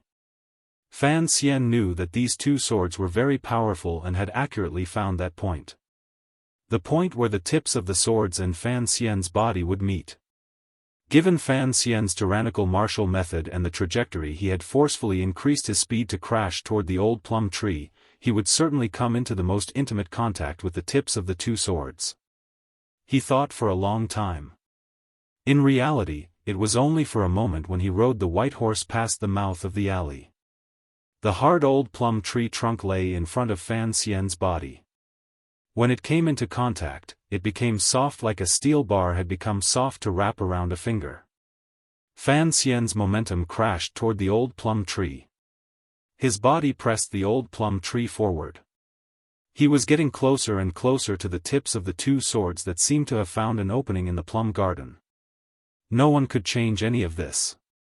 In the next moment, Fan Xian would be pierced through the chest by these 2 wondrous swords. However, the old plum tree changed everything. The trunk of the plum tree slowly changed shape. The bark behind it had already been shattered by the two-sword intense close at hand, but it did not break or shatter. It continued to block Fan Xian's body behind it. It was as if it did not want Fan Xian to receive any harm. The eyes of the two green-clothed disciples of the sword hut suddenly lit up. It was as if they were seeing something they had never seen in their lives. The plum tree had bent to the point where wood could bend, but it still did not break. Fan Xian's tyrannical momentum was clearly ruthless, so why had this plum tree not broken? The tip of the swords gently touched the trunk of the old plum tree. With two soft sounds, the sword intense moved up the tree and pierced toward Fan Xian's heart meridian. However, Fan Xian's tyrannical momentum had long ceased to exist. His entire person was like a leaf attached to the plum tree. It was as if he was a part of this old plum tree. Strangely, the plum tree bounced back, bringing Fan Xian, who was like a leaf, back. He just happened to avoid the two swords that the green-clothed disciples of the sword hut had been accumulating for a long time. With countless cracking sounds, the old plum tree, under the attack of the two green steel swords, turned into a sky full of splinters. Fan Xian was already flying violently back in the direction he had come through the sky full of splinters. Turning into a grey dragon, he swept past the completely unprepared aces of the sword hut behind him like a bolt of lightning. Viciously, he crashed into the wooden door of the courtyard and charged into the room. The two green-clothed aces of the sword hut behind the pieces of the old plum tree met each other's eyes. A strange light flashed through their calm eyes. They knew who had come. Other than a faint excitement, they couldn't help but feel a powerful sense of admiration. At first, it was as tyrannical as wild thunder. Once it touched the old plum tree and saw the hidden swords, it became as gentle as a cool breeze, gently brushing against the tree trunk. Going with the flow, it miraculously avoided the two swords of the sword hut. Using the force of the rebound, in an instant, the cool breeze once again became a ruthless hurricane. Unexpectedly, it crashed back into the courtyard where 13th Wang lived. The sword hut aces lying in ambush all thought that Fan Xian wanted to escape. No one had thought that his retreat, which he had been accumulating power for a long time, was actually an ambush for his final charge into the courtyard. No one had thought that Fan Xian would have the courage to not retreat when faced with the ambush of 4 ninth-level aces of the sword hut. In such a short amount of time, he had made such a complicated plan. He had even calculated the old plum tree in his path of retreat and the possible responses the aces of the sword hut might make. Fan Xian's simple retreat and advance contained a great deal of life and death experience and determination when facing an enemy. What shocked and impressed the aces of the sword hut the most was Fan Xian's ability to change the nature of his Jinqi as he wished. If Fan Xian did not have such a miraculous ability, when he first came into contact with the old plum tree, he would have smashed through the plum tree and fallen into the two swords that had been accumulating power for a long time. In this world, no one had ever been able to simultaneously cultivate in two completely different yet top-notch Jinqi methods within the scope of each other, much less someone like Fan Xian, who was able to switch between the tyrannical method and the natural method so naturally and effortlessly. Thus, the two green-clothed aces met each other's eyes and saw the shock and admiration in each other's eyes. In this world, only Sir Fan Jr. had practiced the Qing Emperor's tyrannical true method and the natural method of Northern Qi's Tianyi Dao. The aces on Dongyi's side had studied this intelligence report for a long time. Even they had not thought that Fan Xian would be able to use these two kinds of Jinqi methods at the same time in an instant. Thus, contrary to all the warrior's expectations, he had cleverly found an opening. In this world, only Fan Xian, a freak, had 2 cycles of circulation. Fan Xian crashed into the courtyard and charged into the back room. He saw 13th Wang sitting cross-legged on the bed with a sallow complexion and soulless, sunken eyes. It was clear that 13th Wang had been poisoned. For some reason, seeing this scene, Fan Xian's heart was filled with anger. Like a gust of wind, he charged to the side of the bed. With a flick of his right finger, he stabbed toward the woman by 13th Wang's side who was holding a sword to his throat. Fan Xian charged in too quickly. It was clear that the woman had not thought that her 5 sect uncles would not be able to kill the enemy even when they attacked at the same time. On the contrary, he had charged into the inner courtyard. Her face was full of shock and confusion. She had no time to react. She could only watch as Fan Xian's powerful finger pierced straight toward her vitals. She was about to die. Suddenly, a glimmer of pain flashed through 13th Wang's eyes. Fan Xian's expression did not change, but his heart darkened slightly. His finger pulled back slightly. The wind in his finger deviated slightly and struck the female disciple of the sword hut on the left side of her chest. The female disciple gave a muffled grunt and fell onto the bed. She sank into unconsciousness. There was no time to say anything. Outside, there were still 4 9th-level aces of the sword hut in pursuit. Fan Xian did not ask why 13th Wang had been poisoned. He only silently picked him up and stomped viciously on the bed with the tip of his foot. With a crash, the large carved wooden bed collapsed. Fan Xian's figure followed the direction he had come from and charged out of the courtyard. 1 retreat, 1 advance, and 1 retreat. Fan Xian's choice of direction 3 times in a row was very strange. It did not conform to common sense at all and was completely outside of the sword hut aces' expectations. The 4 9th-level aces of the sword hut saw Fan Xian enter the courtyard. Their hearts were filled with fear, admiration, anger, and complicated emotions. They immediately calculated that he would certainly take their youngest disciple and break through the wall at the back of the courtyard to break out. They had not thought that Fan Xian would stupidly carry 13th Wang and charge out from the direction of the main door. The 3 9th-level aces and the 8th-level disciple had already flown up like large birds toward the direction of the courtyard. They hoped to block Fan Xian's path in the shortest amount of time possible. However, while they were in midair, they discovered with unusual shock that Fan Xian had brushed past them on the ground and was charging toward the plum garden. The green-clothed swordsman with powerful sword techniques was shocked. With a loud whistle, he used his brilliant cultivation to forcefully turn around in the night sky. Kicking the moon in the sky, his entire body drew an arc in the air and stabbed toward Fan Xian's back. He was worried that 13th Wang was on Fan Xian's back, so the tip of his sword was aimed at the back of Fan Xian's head. Kicking the moon and stabbing through the air, this strike was free and at ease. Outside the front door of the courtyard, there was another green-clothed swordsman holding a sword with both hands. His expression was cautious. His elbows were slightly bent. Using the stance of a straight sword, he stabbed toward Fan Xian's face. It was still these 2 green-clothed swordsmen. It was still Fan Xian. However, it had become 2 green-clothed swordsmen attacking Fan Xian from the front and back. Fan Xian lowered his head and charged forward. It was as if he did not care at all about the strike that was stabbing toward the back of his head. His eyes stared viciously at the green-clothed swordsman at the door. It was as if he wanted to use his gaze to stab the other party to death. Right at this moment, an unexpected event occurred. Fan Xian's footsteps were like iron hammers striking the ground. With each step, smoke and dust rose into the air. In a flash, the smoke and dust had filled the area in front of the plum garden, enveloping his figure and that of the green-clothed swordsman in front of the door. The green-clothed swordsman flying through the air behind him suddenly realized that Fan Xian's body had become somewhat indistinct. His state of mind was not at all panicked. He continued to stab forward with his flying sword. Suddenly, he felt his left eye twitch strangely. It was as if he felt some kind of extreme fear. There was an additional shadow under the moonlight. Was it his own shadow? Fan Xian charged into the smoke. The black dagger was already in his hand.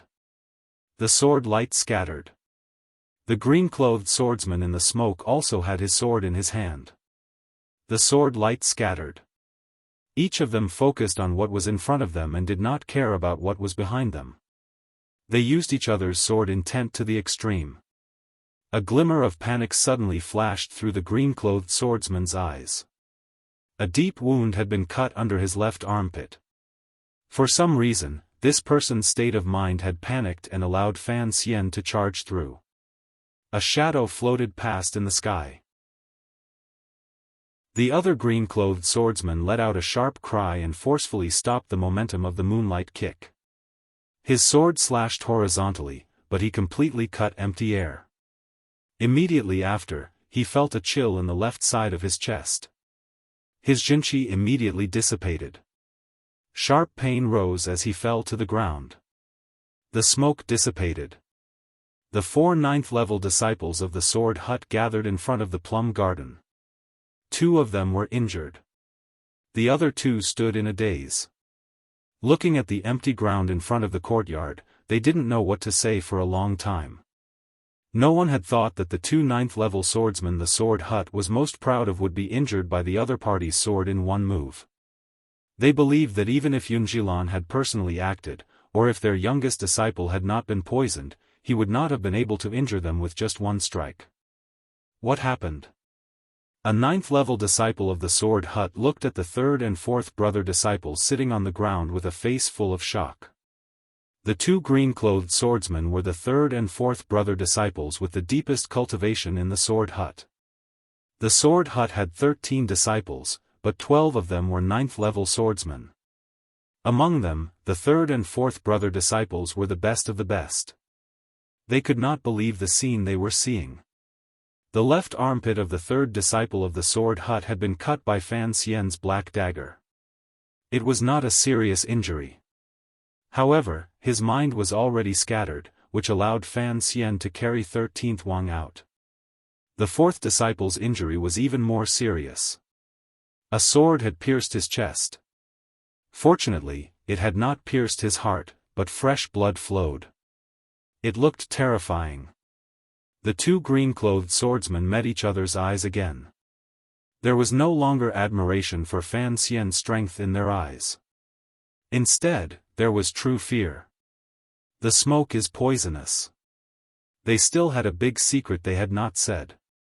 Sir Fan Jr. of the Southern Court was a master of poisons. Dongyi knew this. Even if Fan Xian's use of his feet to spread out the poison earlier was a marvelous skill, the 3rd disciple of the Sword Hut should not have been defeated by him in one move. Although the 4th disciple of the Sword Hut, who had kicked at the moon and faintly understood the essence of the Sigu sword, had been suddenly attacked by the assassin hiding in the shadows by the door to the courtyard, he should not have been injured to such an extent. The 2 green-clothed swordsmen slowly lowered their heads and digested the shock in their hearts. They knew this matter was too important. They had to report it to their teacher. Their defeat in one move earlier was not completely due to their strength. Rather, it was due to the shock that one strike and that shadow had given them. Fan Xian of the Southern Court knew where the door to the Sigu sword was. The assassin hidden in the darkness had used the most authentic Sigu sword. Furthermore, the sword intent was even sharper and more bloodthirsty. Chapter 629. A clear and bright moon shone on Dongyi, which was made up of endless buildings and strange shadows. The light was not very dazzling. Combined with the slightly salty sea breeze blowing in from the harbor outside the city, it filled the air with an enchanting scent. It was like someone had thrown a dried salt plum into a clear cup of wuliangye. It suffused with a light green color and sinisterly hid a pungent killing intent in its fragrance. The back door of a 2-story private residence opened silently. The shadows of 2 people stacked on top of each other passed through like a gust of wind. Immediately after, the people behind the door closed it. At the same time, a few secret signals came from outside the residence indicating that it was safe and there were no traces of anyone. This was a secret stronghold of the 4th Bureau of the Qing Kingdom's Overwatch Council in Dongyi. The owner of the painting and calligraphy shop responsible for this stronghold had been waiting there the entire night. Unexpectedly, an injured person had arrived. After he opened the door, he nervously tightened his grip on the dagger in his hand and sat motionlessly behind the back door. He carefully paid attention to the movements around the stronghold, making sure that if things went wrong, he would be able to call the police at the first instant. The moonlight spilling into the courtyard suddenly dimmed. The owner of the painting and calligraphy shop raised his eyes nervously but didn't find anything unusual. He also didn't notice a shadow floating in through a crack in the wooden door on the second floor of the residence. Inside the room, Fan Xian placed 13th Wang on the bed. He stared at the pale green color on his face and carefully observed it for a moment. He then pried open his lips and looked at the coating of his tongue. He then tilted his ear to listen to his pulse and lungs. His brows slowly furrowed together. To be able to scatter the powerful 13th Wang Xinqi and make his entire body weak and powerless, this kind of poison had to be a terrifying thing. There was too little time. Fan Xian was still unable to accurately determine what kind of medicine the first disciple of the Sword Hut, Yunjilan, had given 13th Wang. However, he had a general understanding of the medicine's general composition and effects.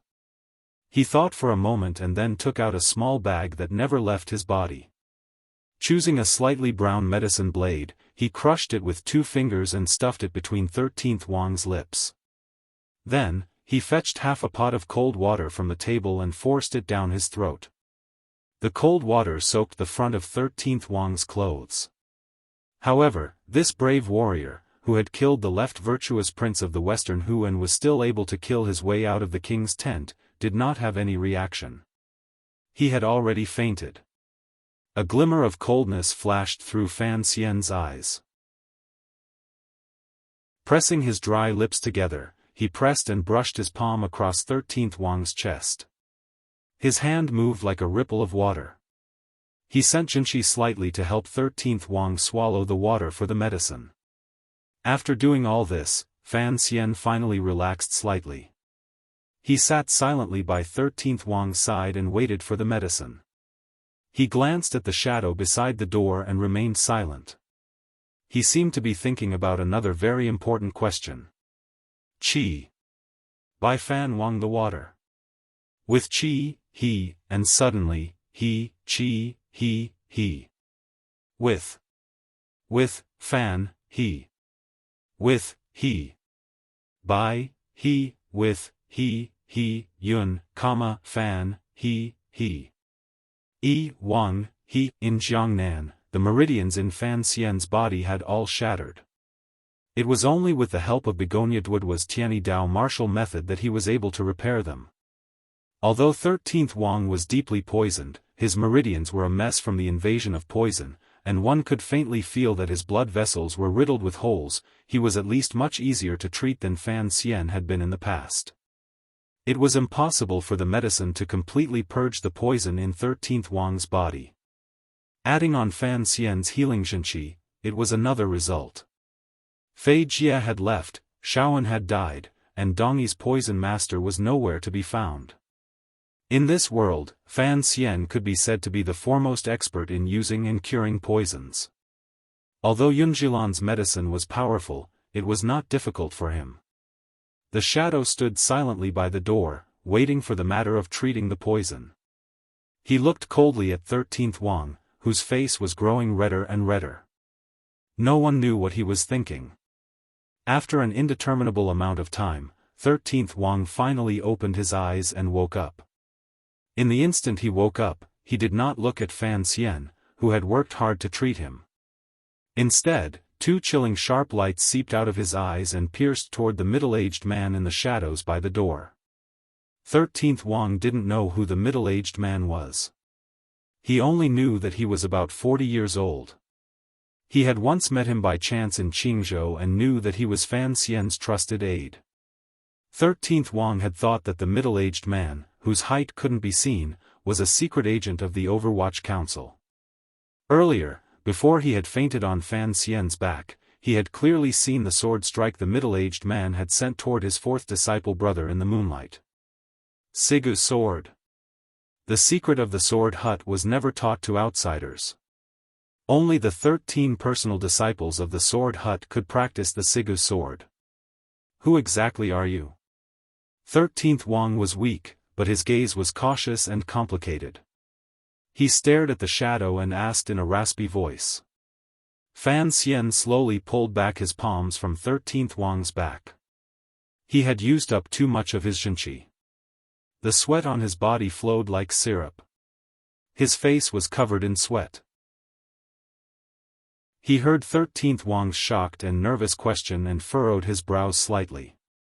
He had not thought that 13th Wang would return to the sword hut's position right after escaping death's door and develop a powerful enmity and attention toward the shadow.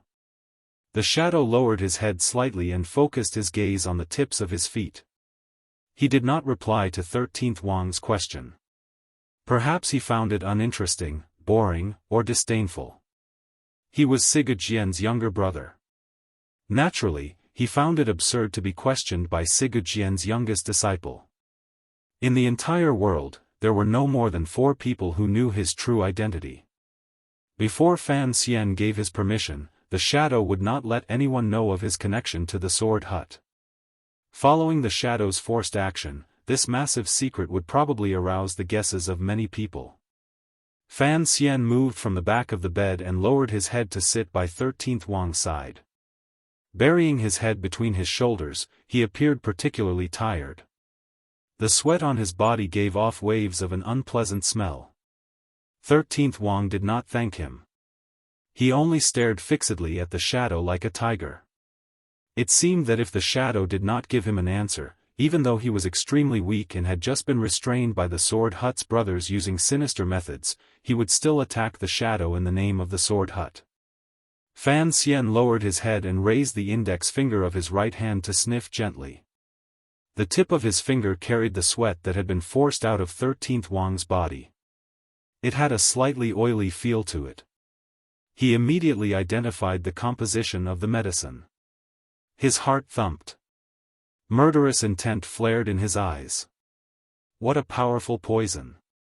13, your eldest disciple brother truly loves you. After these words were said, 13th Wang fell silent and had nothing to say in response.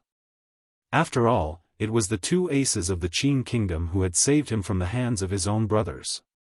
Fan Xian suddenly waved his hand and said tiredly, "This poison is too powerful. I don't have any suitable medicine on hand.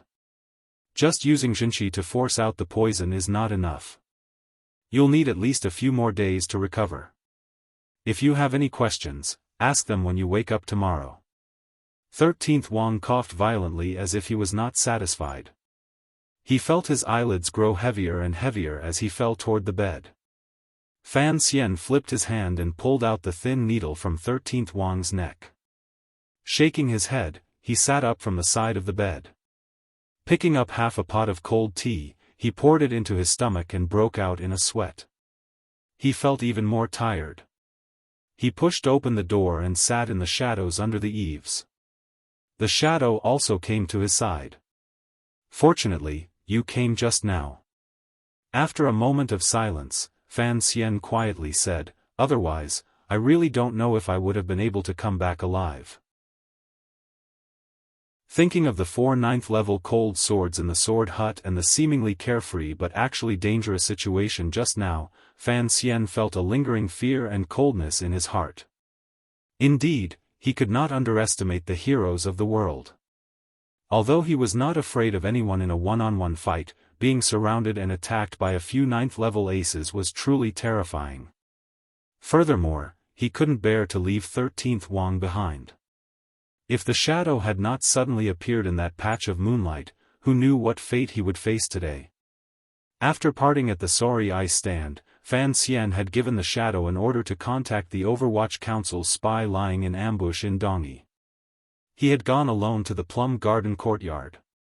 He had not thought that the shadow would be able to complete the mission so quickly and return to his side to save his life. Before dealing with the affairs of the 6th Bureau, I am first a shadow, the shadow said coldly by his side. Fan Xian was silent for a moment. He knew what the other party meant. In the past, he had been Chen Pingping's shadow, so he never left Chen Pingping's side. Later, Chen Pingping ordered him to come and protect him, so he had become his inseparable shadow. Even though Fan Xian had been careless and had the shadow deal with council affairs, if he left his side for a short moment, the shadow would still feel a powerful sense of unease and choose to find Fan Xian as quickly as possible. His style of doing things was to follow behind Fan Xian in secret and protect him at all times. The sea breeze blew, making the sweat on Fan Xian's body even colder. It made him involuntarily shiver. He was already a superior 9th-level ace and had long been immune to the cold and heat. However, he shivered at this moment. It was enough to prove the coldness in his heart. The coldness in his heart was because of the internal strife in the sword hut. Yunjilan had attacked 13th Wang so viciously. Furthermore, there were so many aces of the sword hut standing at his side. Had the dying Sigurd already lost control of the sword hut? The coldness was also because of the dangerous situation earlier.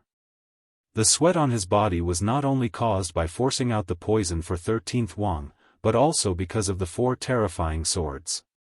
Fan Xian was still shaken. There was something he was even more afraid of.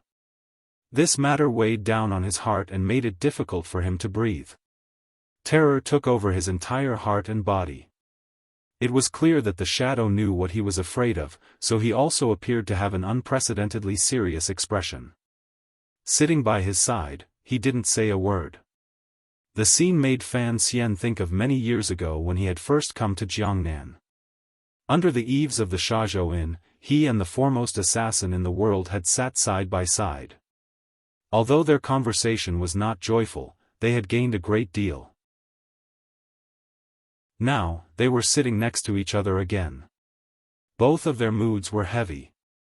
Why didn't you kill that sword hut ace just now? Fan Xian's voice had become dry because of his nervousness. They had 4 9th-level aces. We were able to pass through them in one move by catching them off guard and using sword intent to intimidate their state of mind, the shadow said with his eyes closed. Even so, I could only seriously injure one person. You didn't truly injure the 3rd prince. If they had come to their senses, perhaps we would have been able to escape, but we still wouldn't have been able to kill them all. I have to admit that my idiot brother's ability to teach disciples is the best in the world. The shadow's words described a truth that everyone knew. Of the 4 great grandmasters, Yi Luyun did not accept disciples. The Qing emperor probably had a strange disciple like Fan Xian. Although Ku He's Tianyi Dao had many disciples, the only one who had truly raised countless aces was Sigurd.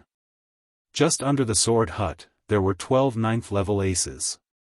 This was an astonishing number. Fan Xian was silent for a long time. He then suddenly said, I have been very careful these 3 years. Once I use Sigurd's sword, someone will certainly die under my sword. I have never let a living person see me use Sigurd's sword moves. There has never been anyone alive under my sword. The shadow coldly stated the truth. Whenever the foremost assassin in the world drew his sword, there had never been anyone alive. What about Yunjilan? Fan Xian brought up a name.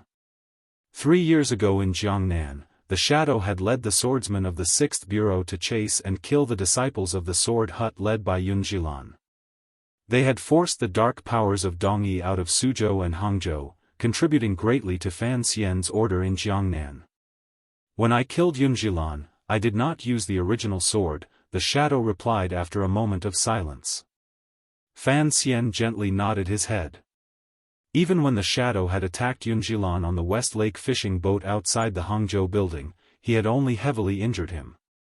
It looked like the shadow was also worried that he would not be able to kill Yunjilan, so he had held back to avoid revealing his identity.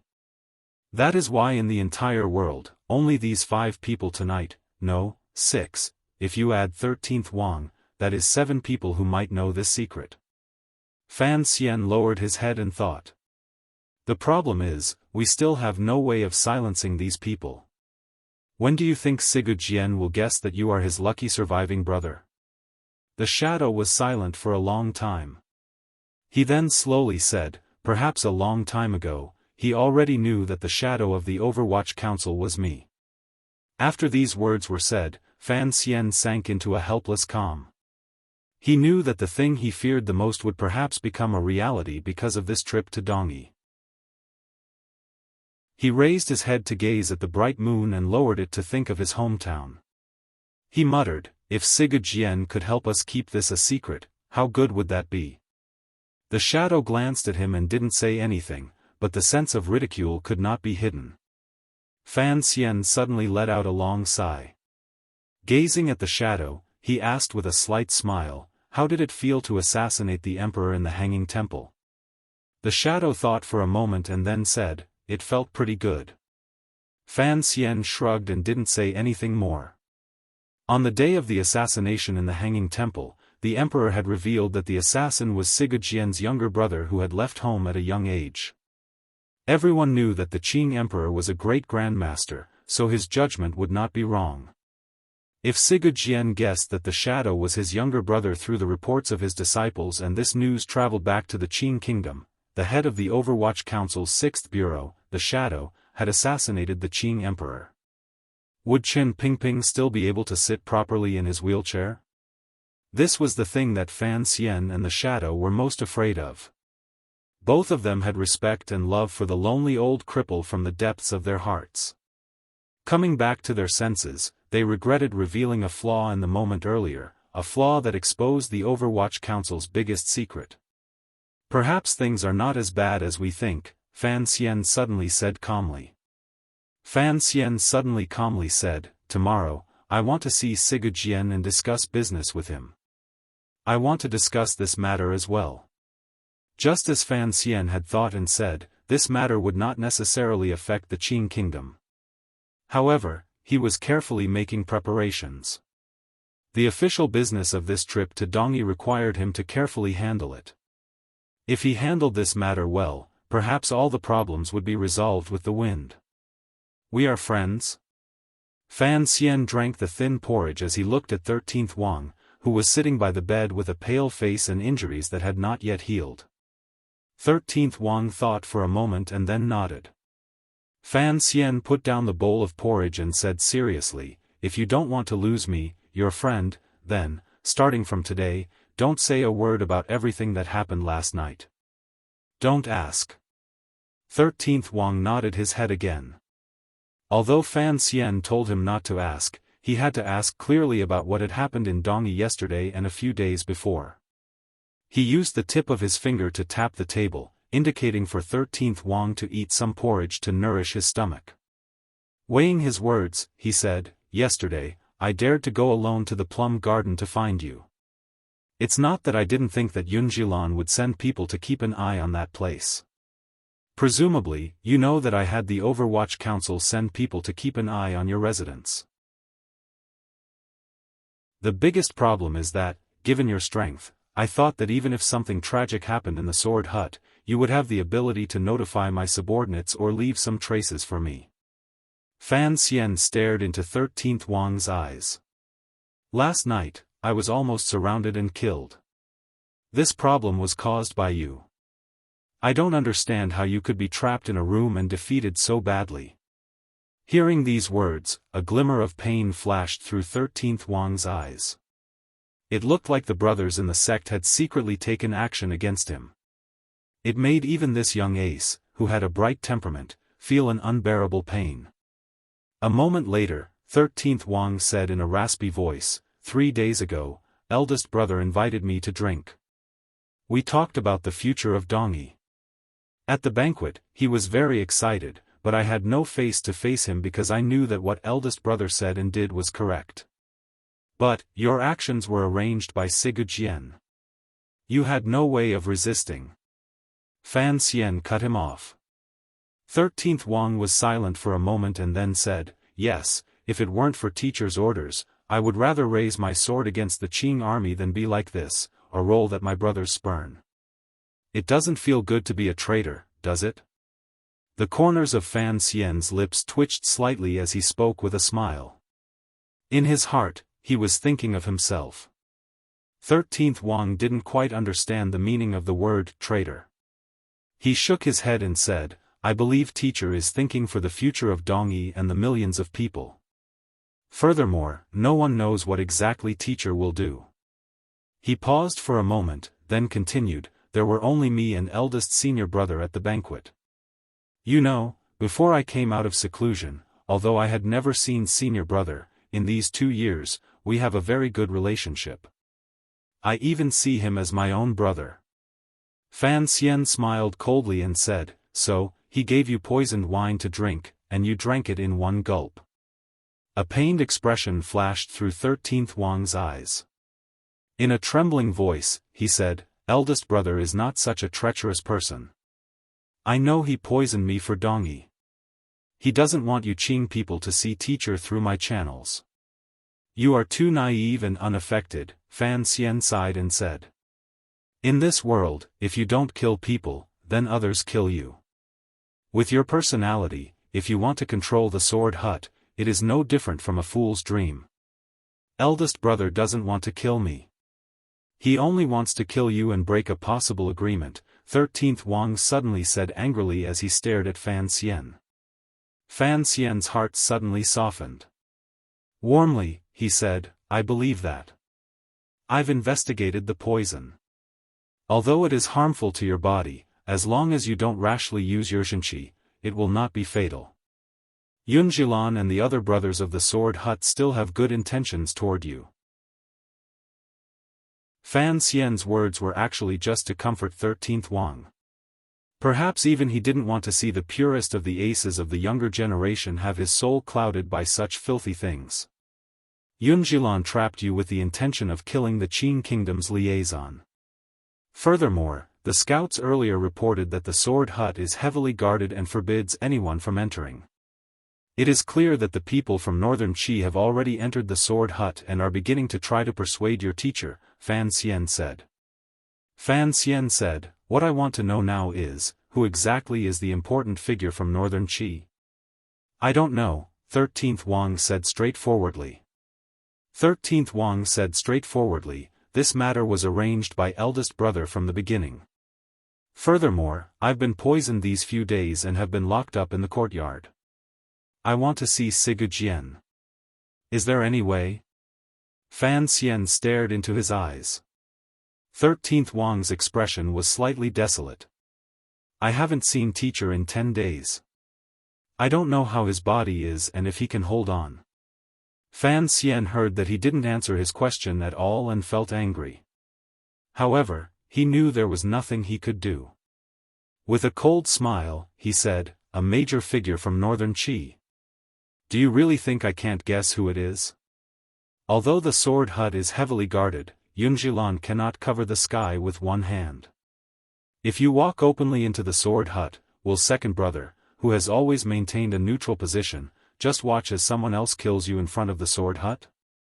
13th Wang looked at him like he was looking at a ghost and said, last night, you were almost killed by my brothers. Are you going to go to your death again today? Fan Xian fell silent. He had to see this eccentric great-grandmaster before northern Qi convinced Sigurjian. Furthermore, it concerned the life of the person he cared about the most. If he didn't go to his death, many people in the world would die.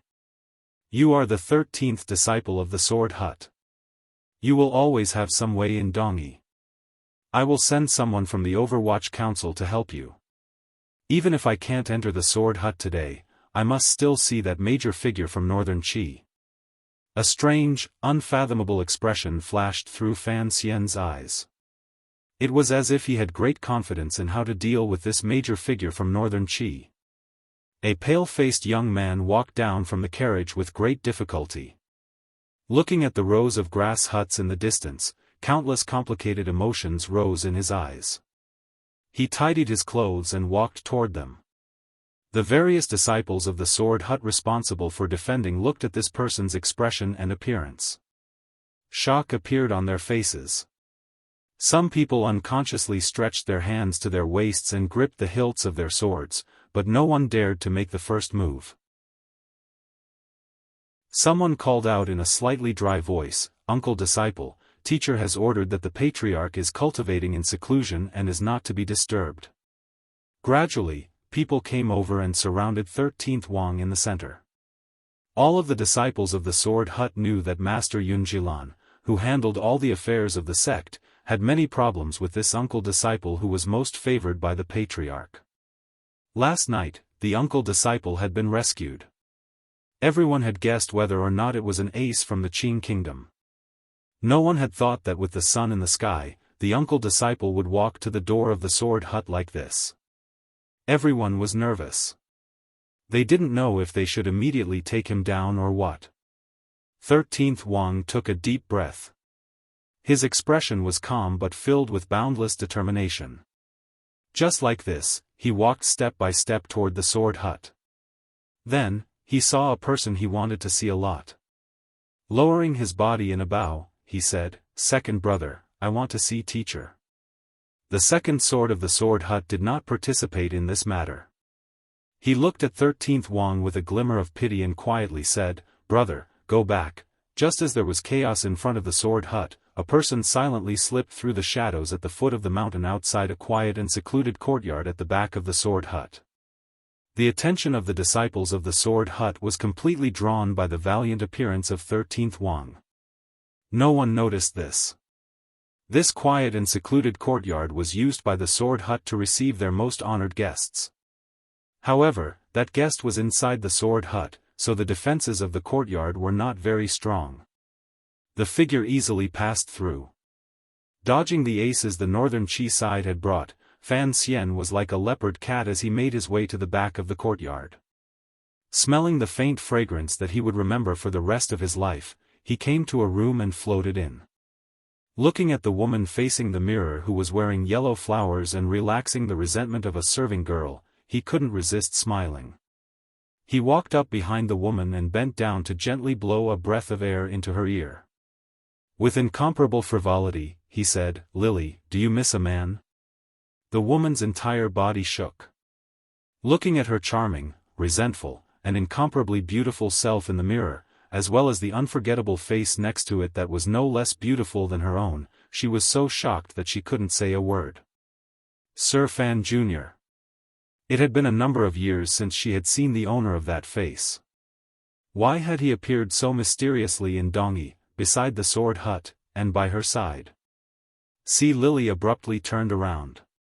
Her eyes were wide with fear as she looked at Fan Xian who had appeared beside her like a ghost. She opened her mouth but forcefully suppressed it. She didn't make a sound. Her flowing and gentle eyes were filled with shock. Fan Xian was very satisfied with this woman's behavior. He smiled slightly and quietly said, "Looks like he really dotes on you. Such an important matter, yet he still brings you with him. Is he afraid you'll make him a cuckold?" See, Lily gripped the corners of her sleeves. Her entire body trembled slightly, but her lips were pressed tightly together. There was fear in her eyes. She and Fan Xian were old acquaintances. Back then, they had traveled north and met in prison. How could she not know what kind of person Sir Fan Jr. was? Although he appeared gentle on the outside, he was actually cruel and merciless. At this moment, he was in a dangerous situation. If she made the slightest movement, he would probably not care at all about their past friendship and ruthlessly destroy a flower. Fan Xian gently grabbed her chin. Where his hand touched, it was smooth. His thoughts floated back to the carriage that had traveled north. His heart swayed slightly. In a quiet voice, he said, "Do you want us to sew a cuckold for your family's emperor?" See, Lily's fear faded slightly. She pressed her lips together and smiled. Back then, she had been the foremost beauty in Jingdo. Now, she had become a northern Qi imperial concubine and was deeply favored by the Qi emperor. She had been influenced by endless nobility and had become even more beautiful. With this smile, her eyes flowed like water. It was very alluring. Fan Xian also smiled. It was indeed very convenient to interact with a woman who knew his background. He smiled slightly and raised his hand in invitation. See, Lily smiled bitterly and placed her hand in his large one. They walked behind the curtain. See, Lily was too familiar with his style of doing things. She knew that under these circumstances, he would not be fooling around. He only wanted to borrow her room to wait for the person he had been waiting for. For some reason, when her hand was placed in Fan Xian's warm hand, she let out a long sigh in her heart. It was as if she had fulfilled a long-cherished wish of many years and was incomparably satisfied. In that instant, she had not thought about whether or not that person would encounter any danger when he returned in a moment. After a long time, or perhaps it was very short, a wave of hurried footsteps came from outside the room. A very young man entered the room under the protection of many people. This man's eyebrows were like two swords, and his eyes were like the ocean. He wore plain clothes with a bright yellow sash tied around his waist. He walked with a majestic gait and a natural aura. "Your Majesty, Lady Lily is not here. Perhaps she has gone to play in the garden," a eunuch disguised as a servant reported in a sharp voice. The young man seemed to have something troubling his mind. He made a light sound of acknowledgement and sat down on a chair. Out of habit, he crossed his legs. A eunuch had long taken off his boots. Chapter 630. The Northern Qi Emperor was personally attending Sigu Jian's opening ceremony of the Sword Hut. Although this was certainly the last time Sigu Jian appeared in the world, the great Grandmaster's position was respected. Furthermore, this opening ceremony would determine the future ownership of Dongyi. For Northern Qi, it was very important. For the Northern Qi Emperor, as an emperor, to deign to come was still a shocking matter. Other than Fan Xian, who had already guessed it. He narrowed his eyes behind the curtain and looked through the layers of gauze at the young but shrewd Northern Qi Emperor. He knew that Northern Qi would place great importance on Sigu Jian's death, particularly when the Qing kingdom was powerful. If the Northern Qi people wanted to reverse the situation, they had to make a more powerful response. The Northern Qi Emperor personally coming to persuade Sigu Jian represented Northern Qi's absolute sincerity. For an emperor to leave his own capital and quietly come to a foreign country, who knew how much danger he had to take? This move was truly too daring.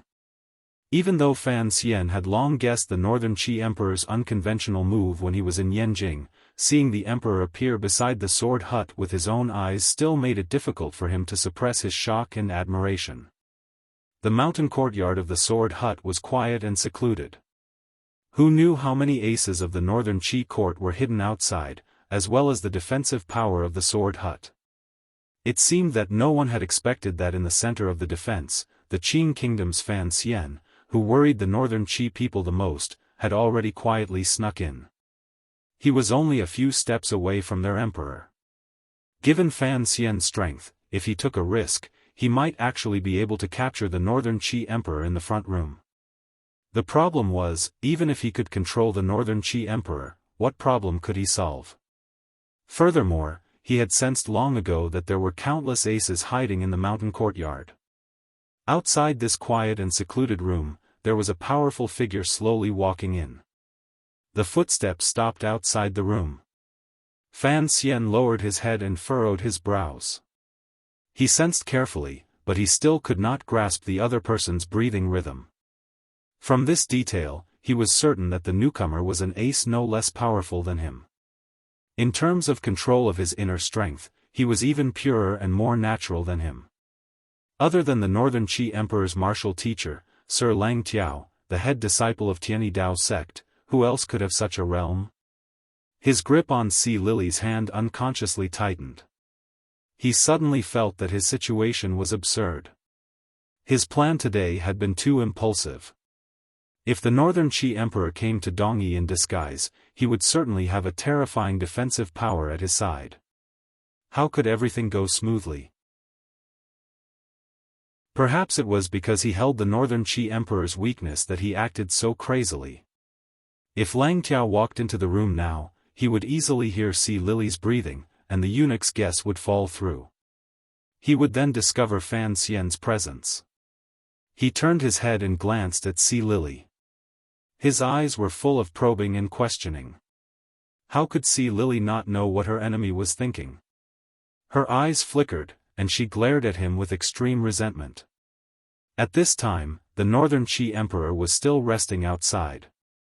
If he knew that his favored concubine and the most despicable pretty boy were not 10 steps away from him, exchanging amorous and passionate glances, he would probably be so angry that he would vomit blood and have green light glowing from the top of his head.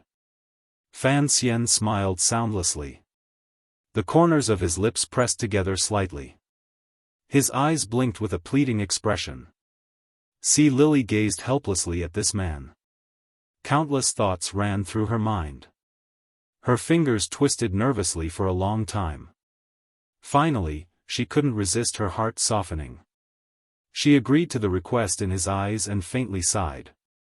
The Northern Qi Emperor's brows were tightly furrowed, thinking about something. Lang Tiao had just walked to the outside of the room to report something. The Northern Qi side all thought that Imperial concubine Li was playing in the garden, so the room should be quiet. Unexpectedly, a sigh suddenly rang out from inside the room. The tips of Fan Xian's brows twitched slightly. Outside, the Northern Qi Emperor's tightly furrowed brows suddenly relaxed. He opened his eyes and gazed calmly behind the curtains. Lang Tiao's figure stopped outside the room. His shadow was reflected in the door. Sea Lily tied her skirt as she walked out from behind the curtains.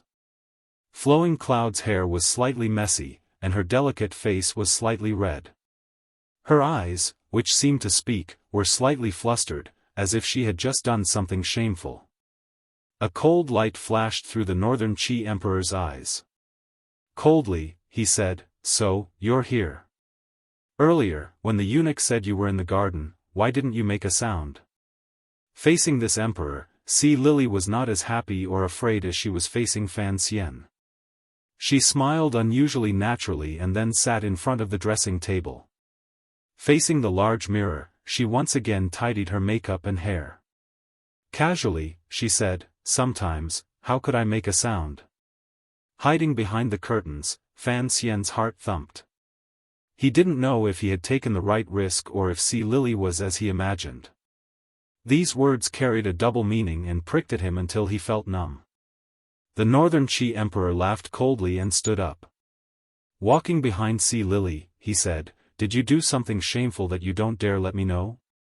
Hearing these words, Fan Xian, who was hiding in the back, couldn't resist smiling bitterly. Unexpectedly, immediately after, Sea Lily turned her head and rolled her eyes at the emperor. Very gently, she said, "Who told you to come in like this?" "I was in the back." "Of course, it was shameful. Did you prepare for someone else to see me?" She left out at least 2 words in these words. Fan Xian looked at the gold-painted toilet beside him and immediately knew what Sea Lily was saying. Involuntarily, his heart trembled slightly.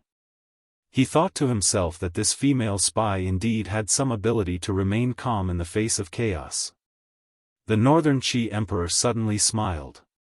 Looking at Sea Lily's beautiful face, his heart jumped. He leaned down and pecked her red lips. Vaguely, he said, "I can't bear to let other people see the bright moon on your body." This kiss was extremely domineering. Their lips and teeth intertwined and sucked for a long time. It wasn't until Sea Lily was gasping for breath that the little emperor reluctantly spat out her tongue. A look of lust suddenly appeared on his handsome face.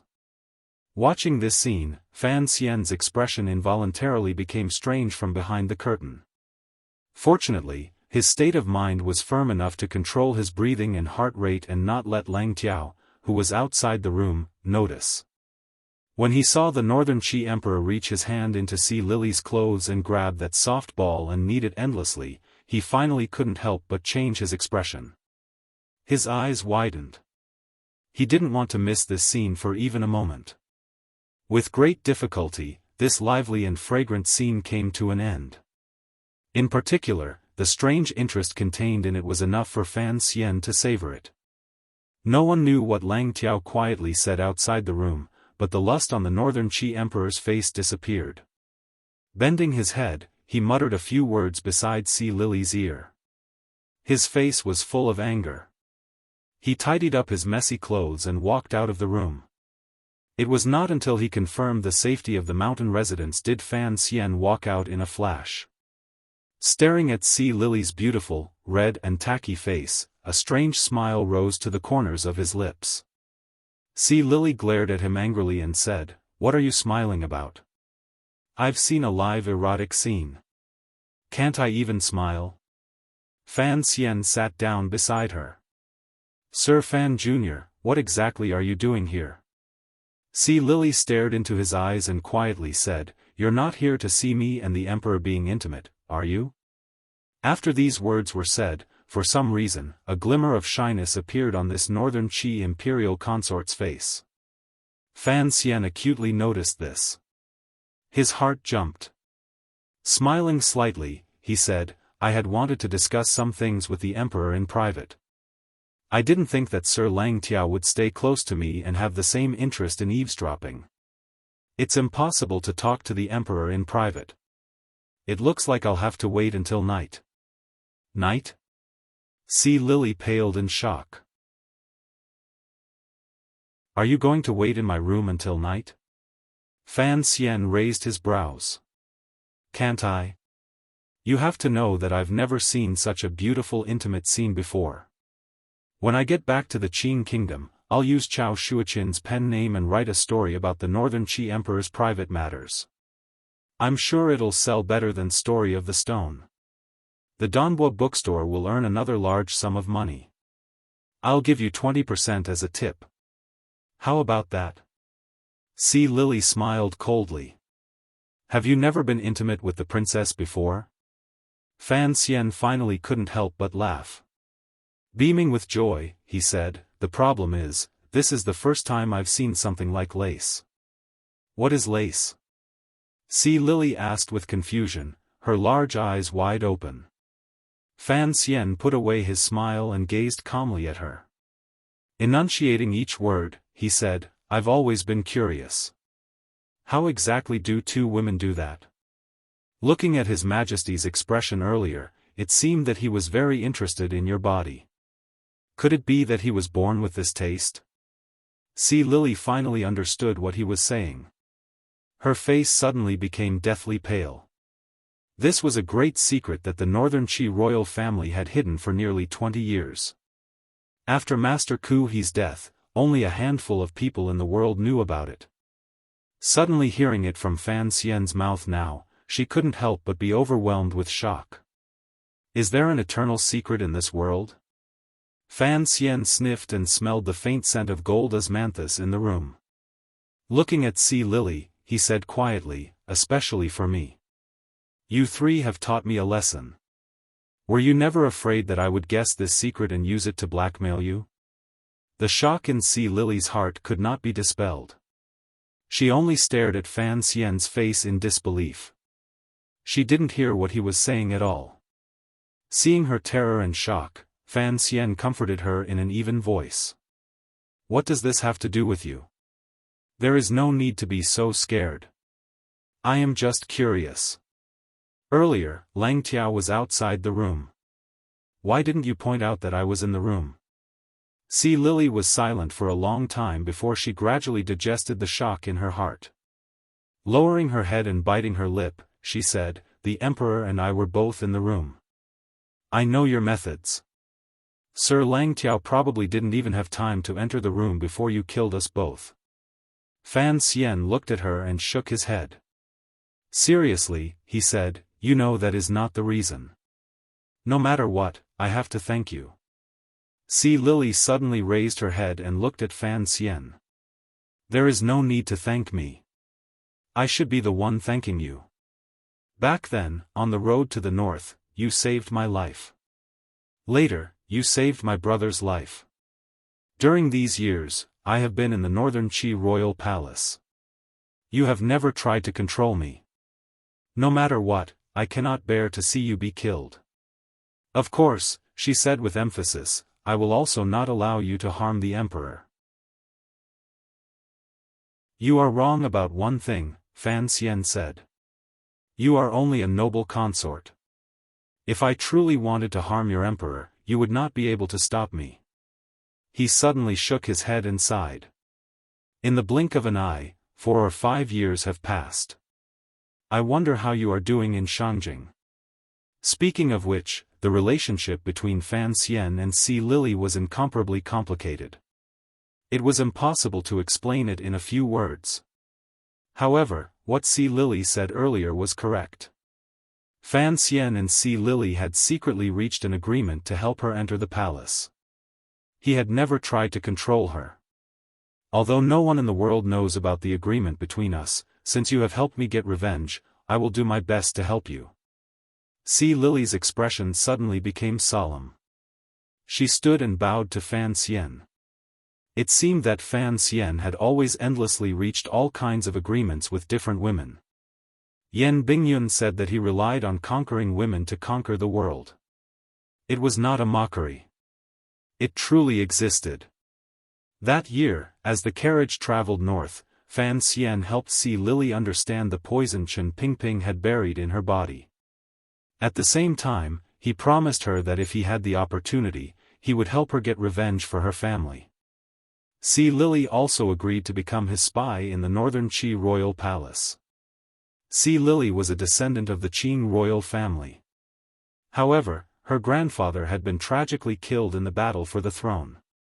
Her parents had also died in the pursuit of the Qing court. Thus, she had grown up in northern Qi's Shangjing.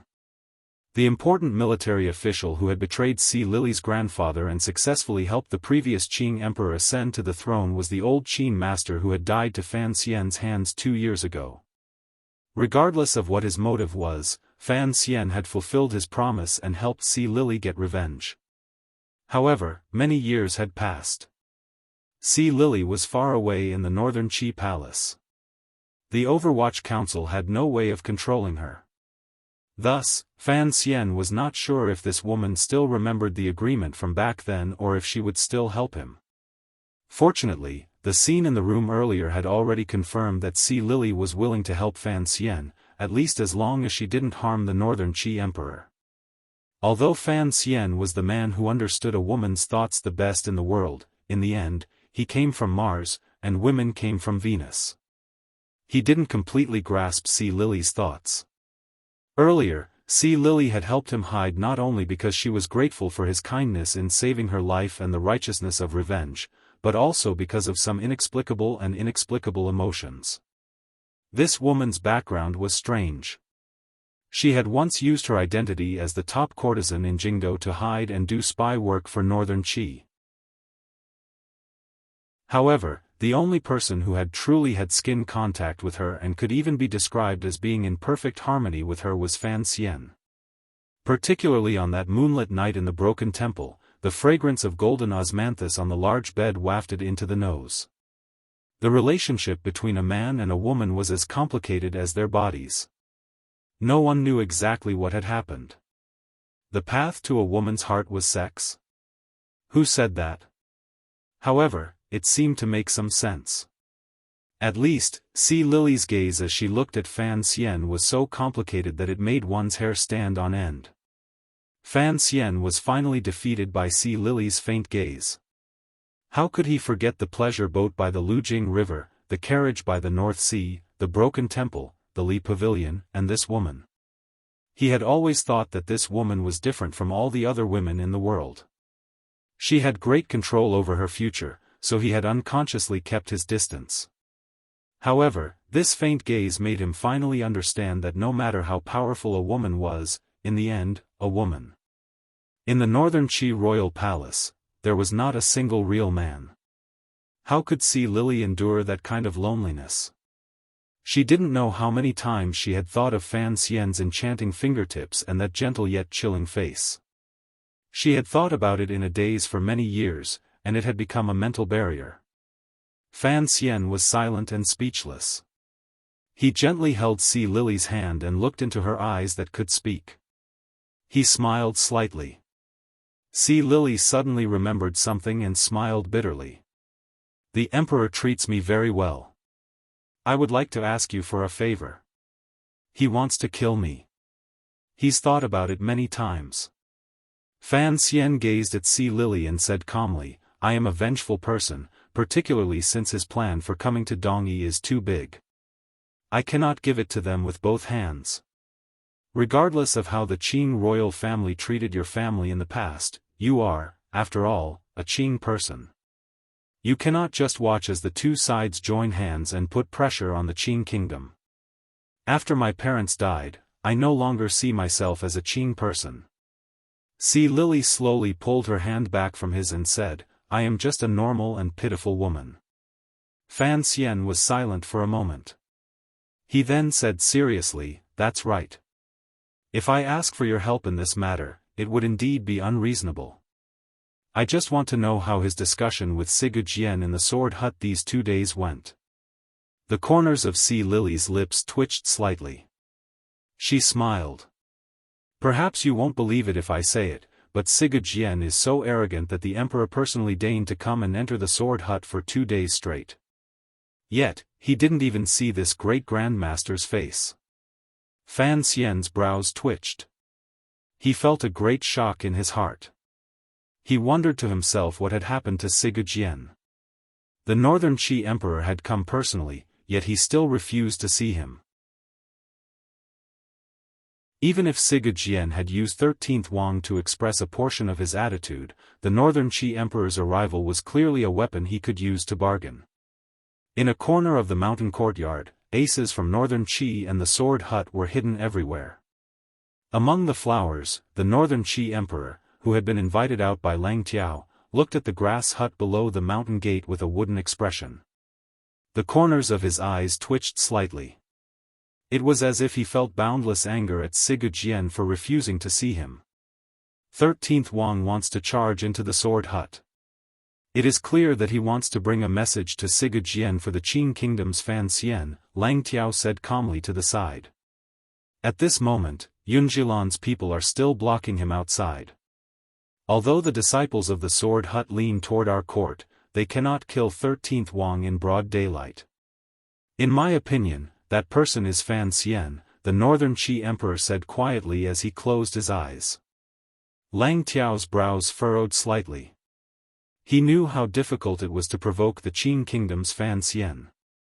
If the commander of the brocade guard, Wei Hua, had not been able to delay the Qing diplomatic group and allowed Fan Xian to arrive in Dongyi ahead of time, he probably had the power to destroy the emperor's plan.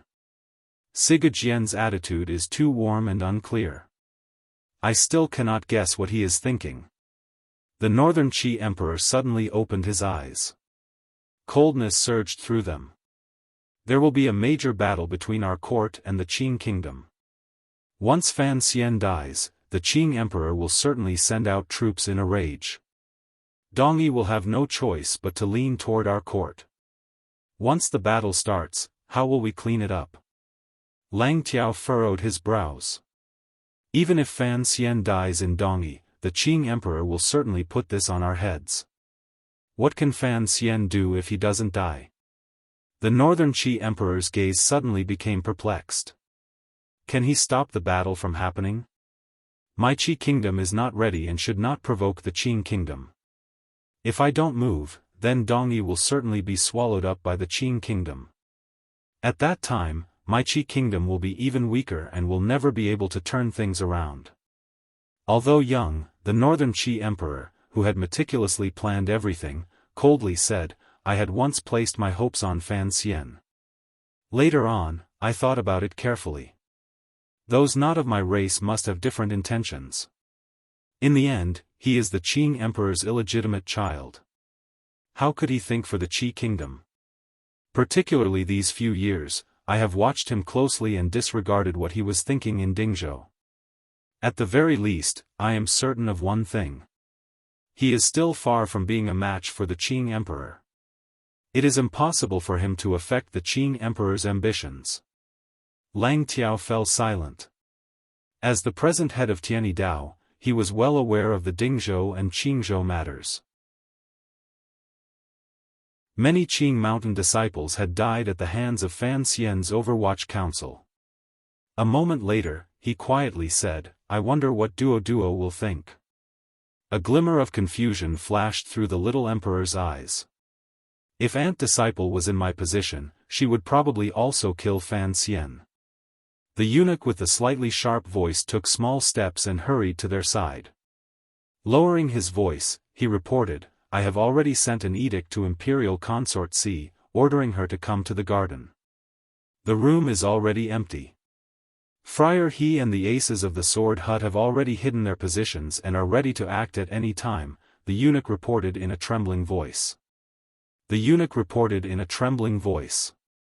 Entering the room to deliver the edict to see Lily must have frightened him quite a bit. Lang Tiao closed his eyes. When he opened them, they shone brightly and were immediately restrained. Slowly, he said, I'm going. The Northern Qi Emperor nodded slightly. He knew that if the person in the room was really Fan Xian, if Lang Tiao didn't personally act, Friar He and the warriors of the sword hut would not be able to keep him here. Lang Tiao walked toward the room. The Northern Qi Emperor stood by the door of the mountain residence. Looking at the grass hut, he narrowed his eyes slightly. Countless complicated emotions flashed through his eyes. As an emperor, there were always many things he had no choice but to do. Even if he had to be ruthless, he often had to be ruthless to himself. See Lily, led by the eunuch, came behind him. She glanced at the emperor's figure with a glimmer of confusion. The Northern Qi Emperor slowly turned around and looked at the woman he liked the most with a slight smile. He thought to himself that if it weren't for See Lily's slightly tart tongue and the shyness of not seeing each other for a long time in the quiet room, he probably wouldn't have guessed that the brat would be so daring as to sneak into the mountain residence. I kept forgetting to howl. There was also a typo, so I howled while I was changing it. The last few chapters have been so hard to write. It will be even harder tomorrow.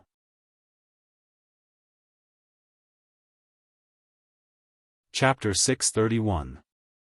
Yesterday, when I was correcting a typo, I wailed loudly. My 2,000 subscribed friends didn't see it. In reality, I was just sighing at the headache of writing. P.S. Today is the 10th, greetings to everyone for monthly votes. Those who are happy, please throw me a few votes. Also, I will write an extra chapter in the next few days, but it is definitely not to explode for votes. There won't be too many words in a chapter.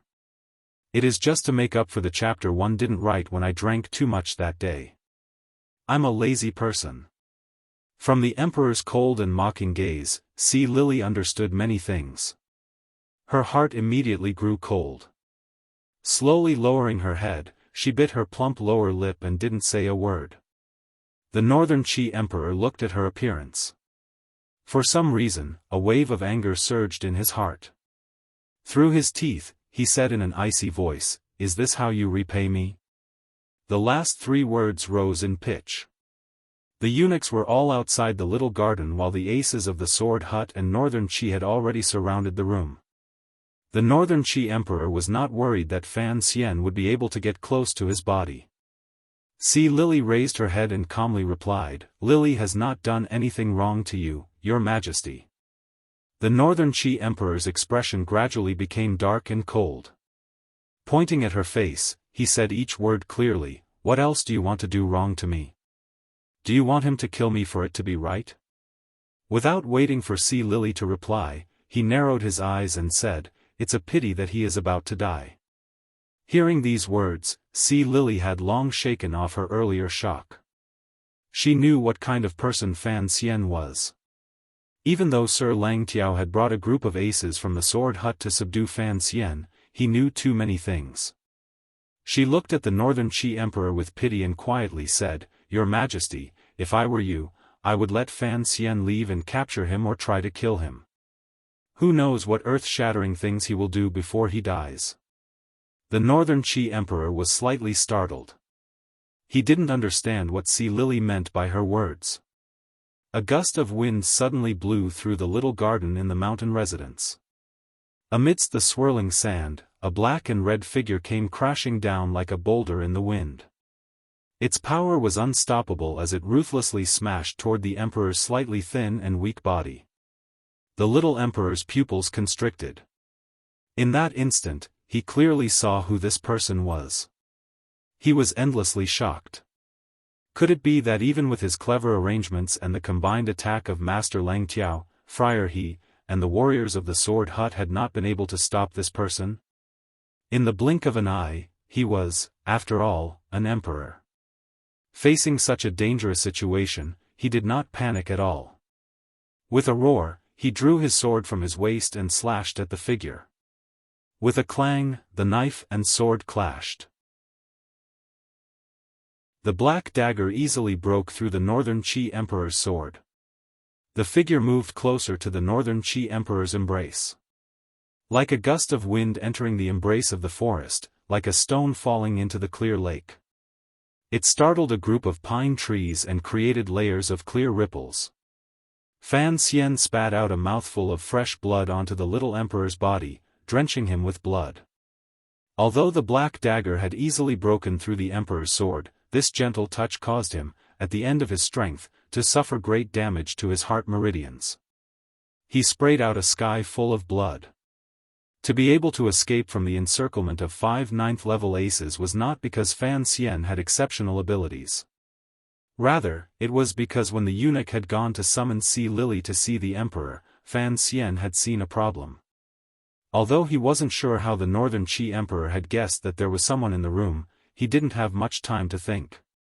Just as Sea Lily had taken 2 steps away from the mountain residence, he had broken out of the encirclement and forcefully pushed aside Friar He's sinister attack and avoided the sword light and chill of the Sword Hut disciples.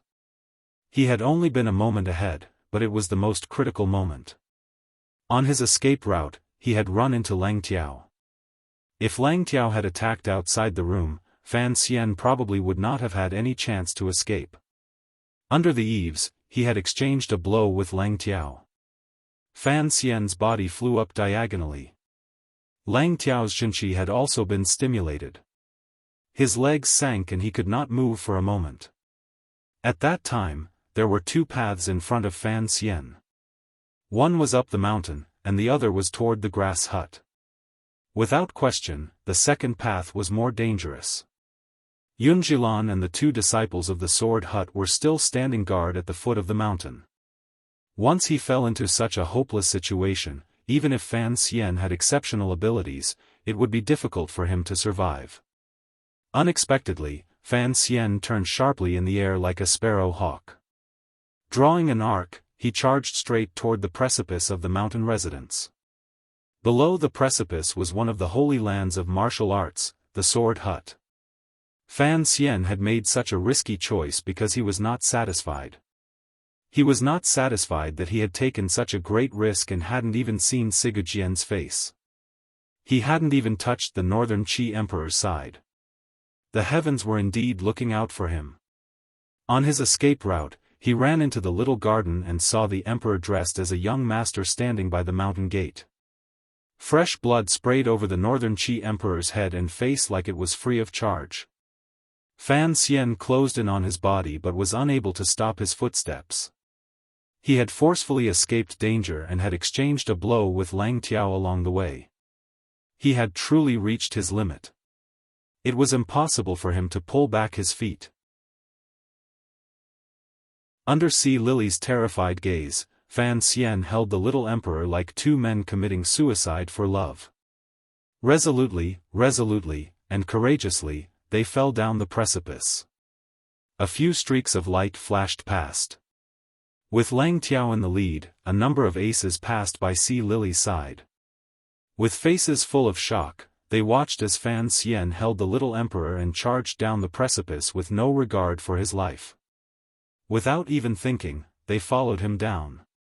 Fan Xian was not committing suicide. In this world, other than Uncle Wu Zhu, he was the only one who had turned jumping off cliffs into entertainment. Although he was heavily injured and held an important person in his arms, he still accurately found a foothold. Whether it was a protruding rock or a sunken hole in the grass, he was like a wooden man with springs installed. He kicked up a trail of dust on the precipitous precipice. In an instant, he had landed on the flat ground below the precipice. The speed of his fall was very fast. The rebound was great. A trickle of blood seeped out of the corner of Fan Xian's lips again. The Northern Qi Emperor, who had been forcefully restrained by him, was shaken to the core. His face was pale. Even so, there was still not a glimmer of fear in the emperor's eyes. He only stared coldly into Fan Xian's eyes with slight confusion. It was as if he had not thought that Fan Xian would not only be able to escape but also restrain him. The flat ground below the precipice was in front of the sword hut. A strange change occurred. The disciples of the sword hut, who had been forcefully preventing 13th Wang from entering the sword hut, drew their swords from their waists and quickly formed a sword formation, surrounding Fan Xian in the center. Not far away, Yunjilan, who had been hiding in the dark and had not shown himself, finally walked out. Sword intent shot into the sky and pierced toward Fan Xian. A number of gray shadows flashed past the precipice. With Lang Tiao in the lead, the aces were only a moment slower than Fan Xian. They stepped onto the rocks and followed. The scene immediately sank into silence. The silence contained boundless nervousness. Fan Xian held the Northern Qi Emperor's pulse with one hand and gripped the black dagger tightly with the other. His eyes watched his surroundings cautiously. He only needed a faint glance to know that all of the 9th-level aces in the world, particularly those from Northern Qi and Dongyi, had basically gathered here. Ever since the Battle of Dong Mountain, probably only the sword hut could gather so many powerful warriors. These people's goal was the same. It was simple, to keep Fan Xian here. The problem was that Fan Xian held the Northern Qi Emperor's hand in his hand. Although his grip was gentle, everyone knew that if he wanted to, the strange tyrannical Zhenqi in his body could immediately turn the Northern Qi Emperor into countless balls of flesh and blood. To be able to suppress the Emperor while surrounded by so many aces, he is indeed worthy of being the Qin Kingdom's Fan Xian. Someone looked at this scene and sighed in admiration in a quiet voice. The person who spoke was the second disciple of the sword hut. At this moment, everyone was in a nervous mood. Only this second disciple, who did not belong to either side, could so naturally sigh and say what everyone wanted to say in their hearts. Although everyone in the world knew that Commissioner Fan was already a top 9th-level ace, it was clearly the Northern Qi Emperor who had grasped his tracks and arranged an ambush in the mountain residence. Unexpectedly, he had escaped and held the Emperor hostage. Regardless of whether it was Friar He or the aces of the sword hut, in a one-on-one situation, even if they were no match for Fan Xian, they could at least bring him a great deal of trouble. Furthermore, in the mountain residence, there was still Sir Lang Tiao, whose strength was not below Fan Xian's. Even in such a situation, they were still unable to keep Fan Xian. Everyone present felt a chill in their hearts. They wondered if Fan Xian had had some strange encounter these 2 years to become so powerful. Fan Xian lowered his head slightly and coughed. Holding the little emperor's hand tightly, he looked around and said in a raspy voice, "So, everyone is here. Can we talk properly now?" The sword hut was on the outskirts of Dongyi. The concave grass hut stood against the mountain and took up a large amount of space. The door to the grass hut was at the bottom of the cliff. Sigu Jian and the other disciples were in seclusion in the depths of the grass hut. At this moment, a dozen aces had gathered in front of the sword hut. They should not have disturbed the important figures in the depths of the sword hut. Fan Xian knew he was not powerful. One powerful Lang Tiao was enough to hold him back. Furthermore, outside the crowd, Yunjilan was gradually gathering sword intent as he stared at him. These two were both top 9th-level aces who had been famous for a long time. The reason he had been able to escape from the mountain residence earlier was completely because of his wild beast sense of danger and valiant decisiveness. As for capturing the Northern Qi Emperor in the end, it was all thanks to his luck. If he had not surprised everyone by charging valiantly toward the sword hut at the bottom of the cliff, he would not have encountered the Northern Qi Emperor. The key to success was power, decisiveness, luck, and the courage that Fan Xian had lacked the most in the past. Although he had already subdued the Northern Qi Emperor, the situation was still dangerous. Regardless of who it was, no one would be able to escape the encirclement of these aces. Success? It was still too early. He had only just started on his way. What he was on was a dangerous path filled with brambles and small blood-soaked flowers. The Northern Qi Emperor stood by his side and looked coldly at the man beside him. Even in such a dangerous situation, his expression did not change. He couldn't help but feel some admiration. Slowly, he said, "Fan Xian, you are very daring to offend me in front of the sword hut." Fan Xian raised his wrist and wiped away the blood at the corner of his lips. Self-mockingly, he said, "Your Majesty wants to kill me. Do I have to stretch out my neck and wait to be executed?" He raised his head, squinted at his surroundings, and said, "Although I don't want to do something as unskilled as kidnapping, you actually found me so quickly, and your luck is bad enough to be caught by me, so I can only be a kidnapper." He raised his voice and smiled slightly at the gradually approaching crowd. "To put it crudely, if you want him to live, don't force me. Don't force me to act out." After these words were said, everyone fell silent. Yunjilan slowly separated the group and raised his hands in a greeting toward Fan Xian. In a quiet voice, he said, "Sir Fan Jr., you alone have caused trouble for the sword hut. I, Yunjilan, cannot help but admire you. However, even if you have subdued the emperor, this place is still the sword hut. Do you expect me to let you leave?" At this moment, Lang Tiao also walked forward and bowed to Fan Xian. "Sir Fan Jr., I admire your courage and strength.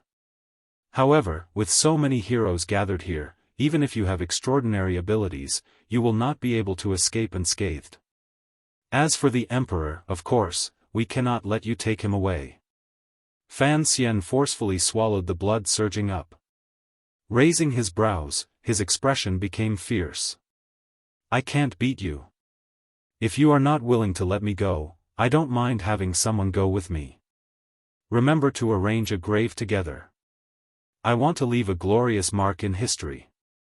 Encountering such a seemingly unreasonable, rude, and shameless warrior who was actually sinister to the extreme and who no one knew what he had up his sleeves, Lang Tiao and Yunjilan both felt troubled.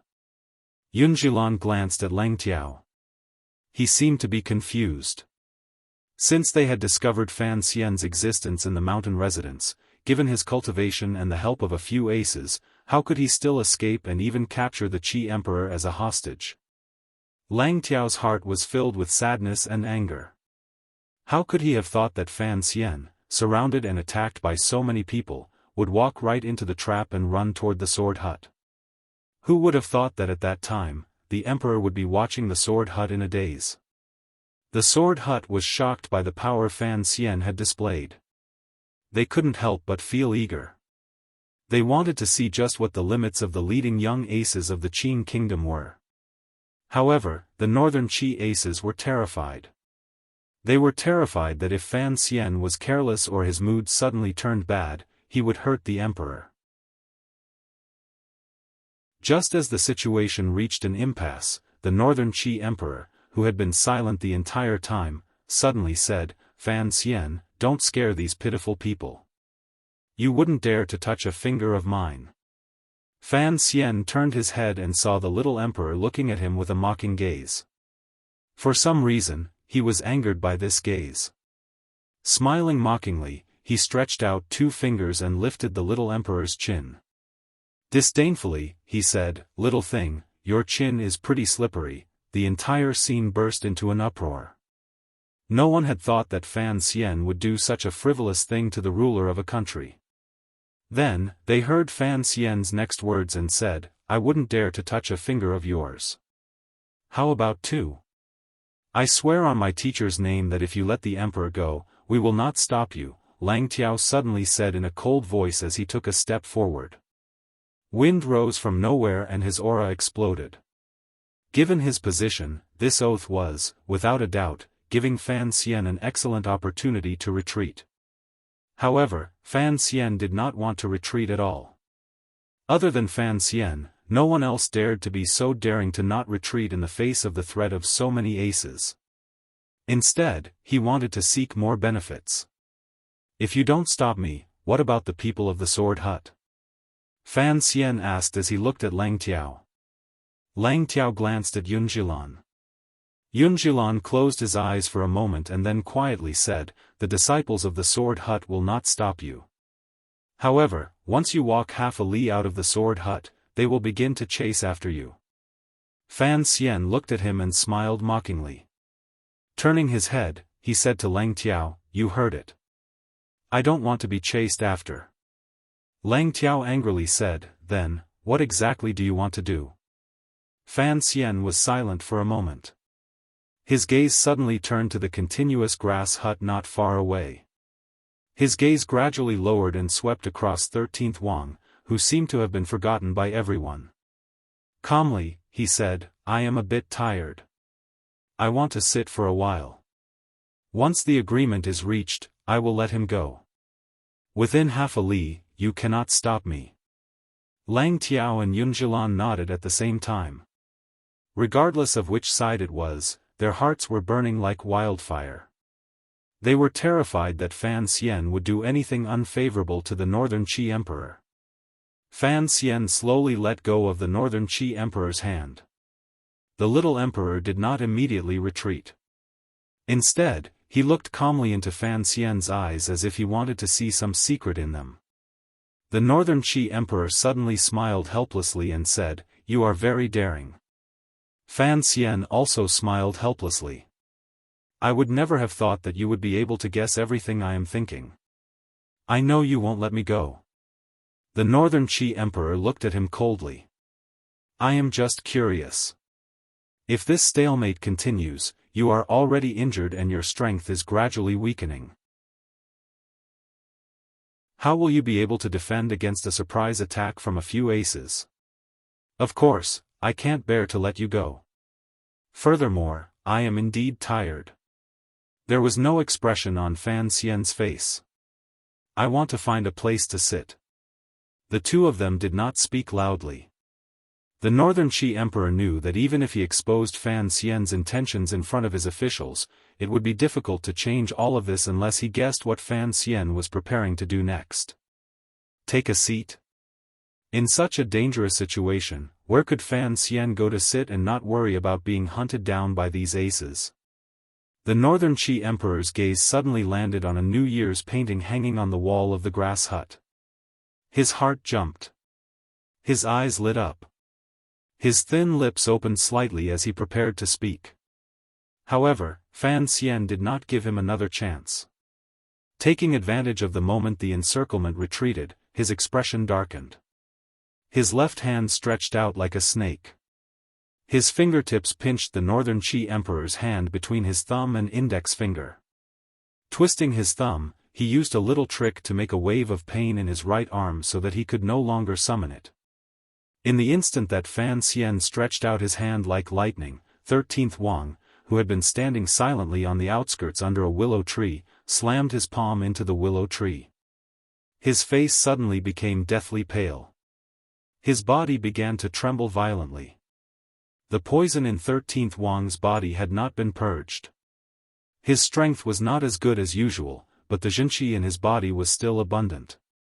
Particularly now that he had unleashed his full power, coupled with his usual indomitable aura, he immediately caused a ripple in the scene. His body trembled more and more violently. The willow tree under his palm also trembled more and more violently. After 3 breaths, with a crisp crack, the lower part of the willow tree snapped. 13th Wang let out an explosive cry. Holding the willow tree upside down with both hands, he used the tree as a sword.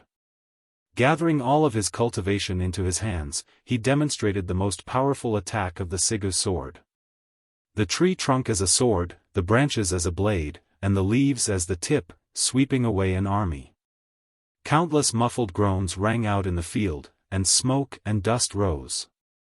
It was unknown how many experts reacted in the time it took for a spark to fly off a flint. They either dodged or slashed at the willow tree that seemed to have flown out of the sky, displaying their ultimate skills. They knew that when faced with such a willow tree that contained an aura and power, if they didn't use their full strength, they would probably end up with broken bones and shattered tendons if they took the slightest hit. The encirclement around the sword hut immediately fell into chaos. However, there were two people who did not panic.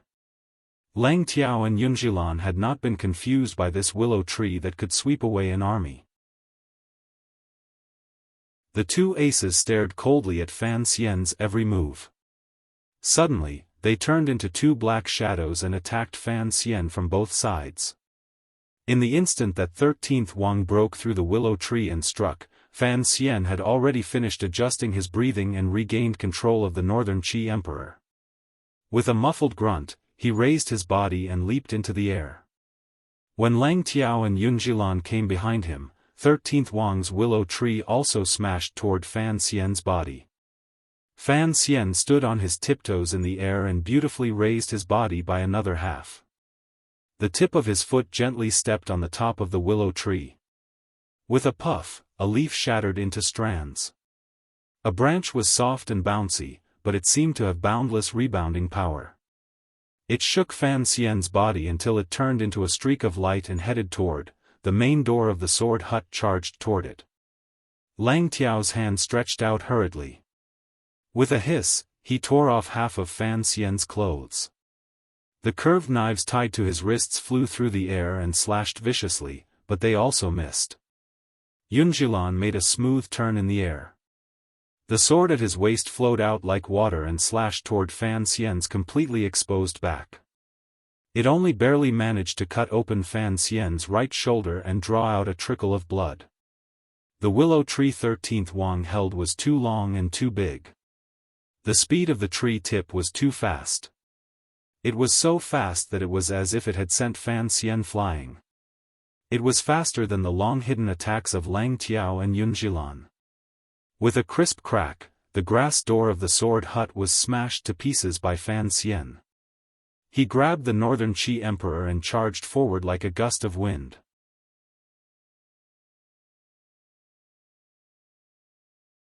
Chapter 632. I had worked so hard to write 6,666 words in the last chapter, but it was 6,660. Speechless. P.S. I want a monthly vote.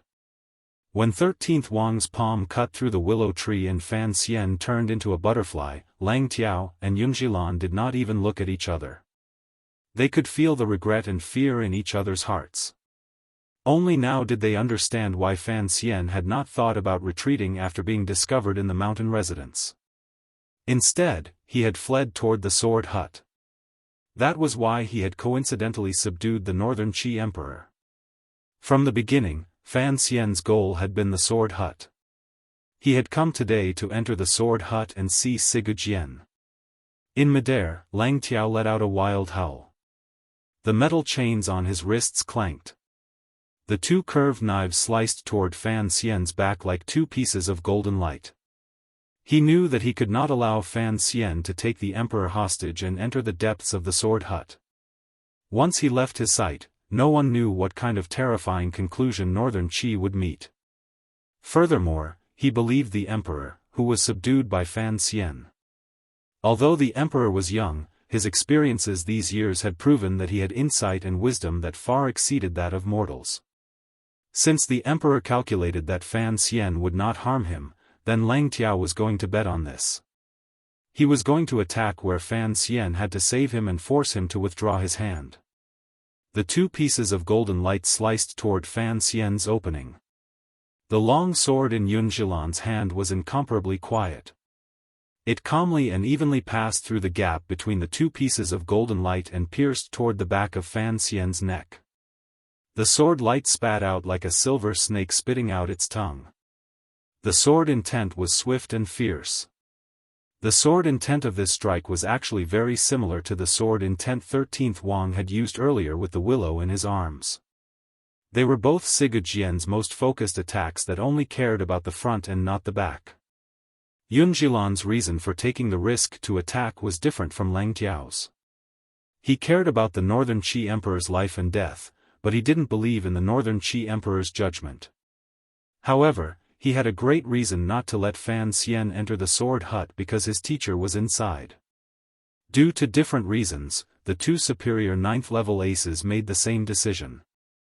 At the same time, they used their trump cards. Regardless of the cost and even risking the risk of Fan Xian killing the Northern Qi Emperor, they sliced toward the large opening behind Fan Xian. At this time, the four people in the air were like birds flying above a stone plain in the front yard of the sword hut. Time seemed to have stopped at this moment. Fan Xian held the Northern Qi Emperor in his hand. Although his right hand held the black dagger, he was unable to stop the chill from behind him. Behind him, Lang Tiao and Yun Zhilan floated in midair. Their swords and sabers sliced through the air soundlessly, but their auras interfered with each other, giving off a chilling creaking sound. At this moment, if Fan Xian did not abandon her and turn back to save himself, only death awaited him. If he turned around to save himself, he would probably be heavily injured. Furthermore, the Northern Qi Emperor would certainly break free of his control. So, Fan Xian chose to do nothing. He continued to follow his fixed flight path and rushed toward the second door of the grass hut, completely ignoring the curved knife and straight sword behind him.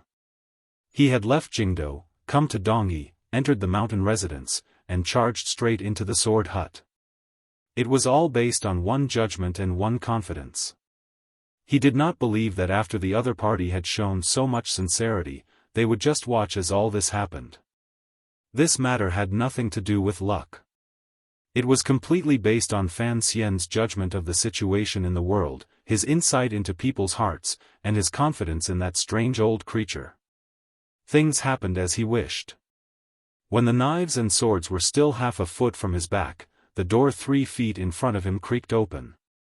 The second door of the sword hut opened wide in front of the fleeing Fan Xian, welcoming his arrival. Fan Xian carried the Northern Qi Emperor and threw himself in. Then, the door closed with a bang, firmly shutting Lang Tiao and Yun Zhilan outside, as well as the 2 curved knives and the long sword outside. The door of the grass hut was often only a symbolic separation. It was mostly made of hay and wood. Such a weak door had, in that instant, blocked between Fan Xian and the 2 aces behind him.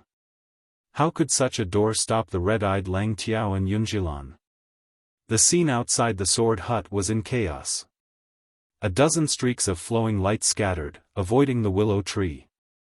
13th Wang had abandoned the willow tree and stood alone. No one paid attention to him. They only turned their nervous gazes toward the door of the sword hut. They all clearly saw Lang Tiao and Yun Zhilan, these 2 powerful warriors, chasing Fan Xian into the grass hut. However, after a moment, everyone was shocked speechless by the scene that followed. With 2 muffled grunts, 2 figures flew back wretchedly. It was Lang Tiao and Yun Zhilan. When they had charged into the sword hut, they had been imposing. Now, they had retreated at an even faster speed. Their situation was wretched. Lang Tiao somersaulted a few times in the air. The power in his body rose to the limit. His 2 curved knives protected his body like rain. A golden light enveloped the area in front of him. No one knew what invisible power he was resisting. On the other hand, Yun Zhilan lowered his head and restrained his breathing. One knee was raised slightly, and the other was extended horizontally behind him. His sword was held horizontally to his brow. He was very respectful and didn't dare to use his qi. He only used the pure Zhenqi in his body to barely resist. He retreated quickly, not daring to stop at all. Lang Tiao spun faster and faster in the air. His 2 knives also sped faster and faster. In the end, they became 2 streaks of flowing light. With a loud cry, his 2 knives chopped down. After a muffled thud, his body stopped. A tree branch was cut in half by him and fell weakly to the ground. Lang Tiao pushed back with 1 foot and raised his brows. He forced himself not to retreat, but his chest felt heavy. In the end, the boundless killing intent contained in the tree branch had shattered his meridians. He spat out a mouthful of blood. Yun Zhilan retreated even faster than Lang Tiao, more completely, and more respectfully. He had no intention of using the sword in his hand to resist anything. He was forced back 150 feet. He then knelt on one knee on the ground and raised his sword with trembling hands. A verdant leaf was attached to the blade of his sword. Everyone present was shocked. They watched as these two warriors were about to capture Fan Xian. Who would have thought that the person in the sword hut would only use a branch and a leaf to force these two warriors back? There were only a few people in this world who had such an unfathomable realm. The master of the sword hut was clearly one of them. It looked like the ruckus outside the sword hut had finally startled the ruthless sword saint. Sigurd had chopped off a branch and picked up a leaf to force back the two 9th-level aces at the very top of the human world. The realm of a great grandmaster was indeed far beyond the mortal realm. However, in the end, this great grandmaster was still biased. So, he had thrown a leaf at his eldest disciple and a branch at Lang Tiao. When he saw the green leaf fly out of the second door, Yunjilan could only retreat in fear. Lang Tiao, on the other hand, was filled with an endless desire to fight. He forcefully took on the branch. That was why Lang Tiao was injured and vomited blood. In the time it took for a spark to fly off a flint, this was what happened. Sigurd, who had been silent for almost 3 years and had hidden in the sword hut and not seen visitors for 3 years, finally made his move. It would have been fine if he hadn't made his move. Once he did, it was world-shaking and shocked the surroundings. Outside the grass door, all of the disciples of the sword hut knelt on the ground in unison and kowtowed in the direction of the sword hut. The disciples who had participated in the matter of controlling 13th Wang felt fear and a powerful sense of unease. Unconsciously, they began to search with their gazes for their eldest disciple brother's figure. Just like what was written in many novels, among the groups that were best at taking the blame, the eldest disciple brother would definitely take the most blame, such as the monkey. Yunjilan half knelt on the ground. His expression was calm, but the sleeve on his forearm trembled gently like it had been blown by the wind, revealing the true emotions in the depths of his heart. He didn't know when his teacher had come to the front of the sword hut. He also didn't know what his teacher thought of his actions. He only knew that he had to do this, even if his teacher did not allow it. Friar, he supported the injured Lang Tiao. The northern Qi aces looked in shock at the tightly closed door of the sword hut. They didn't know what was happening inside or what was about to happen. Why would Sigurd help Fan Xian hold the emperor hostage? Was the emperor still safe? Their hearts were burning with anxiety. Under Sigurd's might, they did not dare charge in to save him. Even the most powerful of them, Sir Lang Tiao, could not defeat a branch casually thrown by Sigurd. This kind of difference in power could not be made up for with determination and courage. Lang Tiao slowly wiped away the blood at the corner of his lips and looked coldly into the depths of the sword hut. A complicated emotion flashed through his eyes. It was as if he felt that some things were beyond his expectations. Landing heavily on the hard stone ground, the tip of Fan Xian's foot pulled back in the moment of impact. Using the momentum, he bounced up. His palm had long let go of the little emperor's hand. Raising it, he held the black dagger upside down in his right hand. Half crouching on the ground, he stared at the wooden door behind him. In such a short amount of time, he had forcefully changed his position, prepared his killing move, and assumed the posture of a tiger fighting a rabbit. It had to be said that Fan Xian's present strength was indeed valiant. If Yunjilan and Lang Tiao had broken in at this moment, at least Fan Xian would not be as wretched as he was earlier. On the contrary, he would have been able to give them a lightning-fast attack. It was just that after a long time, that seemingly fragile grass door was still quietly closed. No one broke through the door, and even the sound outside the door gradually became weaker. This overly ordinary grass door seemed to be able to shut out all the wind, rain, and blood outside. It allowed the people inside to form their own unity and live peacefully in the sword hut, seeking their own happiness in seclusion. After a long time, Fan Xian slowly rose and looked at the door with narrowed eyes. He knew that since Yunjilan and Lang Tiao had not charged in earlier, they would not have the courage to make a second attempt, at least in a short period of time. Without even thinking, he knew why. Although the Sword Hut was a martial holy land, for Yunjilan, the only person who could drive him out was the master of the Sword Hut, that strange and ruthless great-grandmaster. Fan Xian was not surprised. The reason he had chosen to forcefully break into the Sword Hut earlier was because he had guessed that Sigurd would not just watch as he was taken advantage of. He was only curious as to what method Sigurd had used to express his attitude. It was completely silent inside the Sword Hut. Fan Xian turned around and found that the little Northern Qi Emperor was half sitting on the stone floor, holding his foot. It seemed that the collision earlier had injured him. Fan Xian was not in the mood to pay attention to him. He only calmly looked around. However, he did not see any trace of anyone. He did not see that branch or leaf. In the instant before he turned around, he faintly caught a familiar figure out of the corner of his eye. It was this figure that made him feel strange. Coming to the Sword Hut today, he did not bring the shadow. Who was that figure? If it was Sigurd, why did he feel it was familiar? On the stone floor, bits of grass slowly moved with the wind. The clamor outside the Sword Hut seemed to be a story from many years ago. Fan Xian walked to the Northern Qi Emperor's side and stretched out a hand to help him up. He then walked toward the third door in the Sword Hut. Just as the two of them were less than 3 steps away from the door, it was slowly pulled open from the inside. A child stuck out his head. His lively eyes moved endlessly, sweeping a few times between Fan Xian and the Northern Qi Emperor. With a chuckle, he said, "Which of you is surnamed Fan? Which is surnamed Zhan? I am the Northern Qi Emperor." The Northern Qi Emperor's face was deathly white.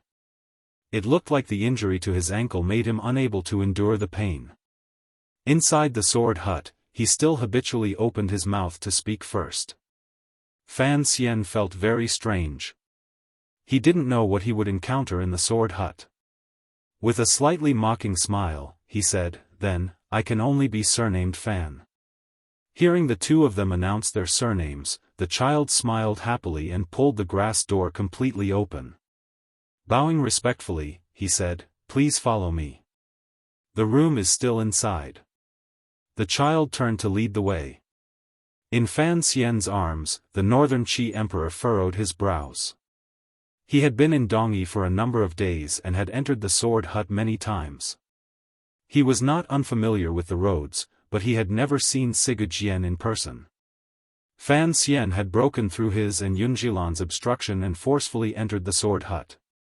It looked like Sigurd was not angry. On the contrary, he had the intention of meeting the two of them. Thinking of this, the Northern Qi Emperor's state of mind became serious. He faintly sensed that something was wrong. Fan Xian's gaze was focused behind the child. The child carried a long sword on his back. It looked completely at odds with his thin figure. Before long, the child brought the two of them to a room deep in the Sword Hut. A servant woman brought in hot water and food before retreating, leaving the quiet room for Fan Xian and the Northern Qi Emperor. The host had not said anything to meet them, so the two guests could only passively accept the arrangements. Deep in the Sword Hut, the room was unusually quiet. Fan Xian and the Northern Qi Emperor were alone in the quiet room. The atmosphere immediately became strange.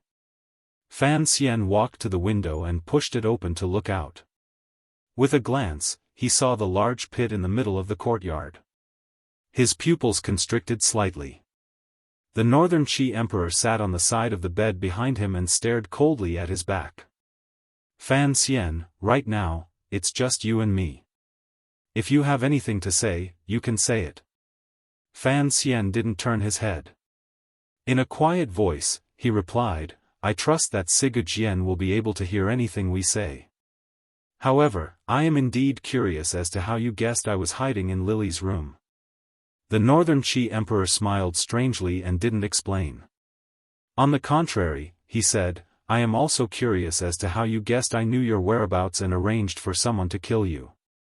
Fan Xian shrugged and pulled his gaze back from the various swords in the pit.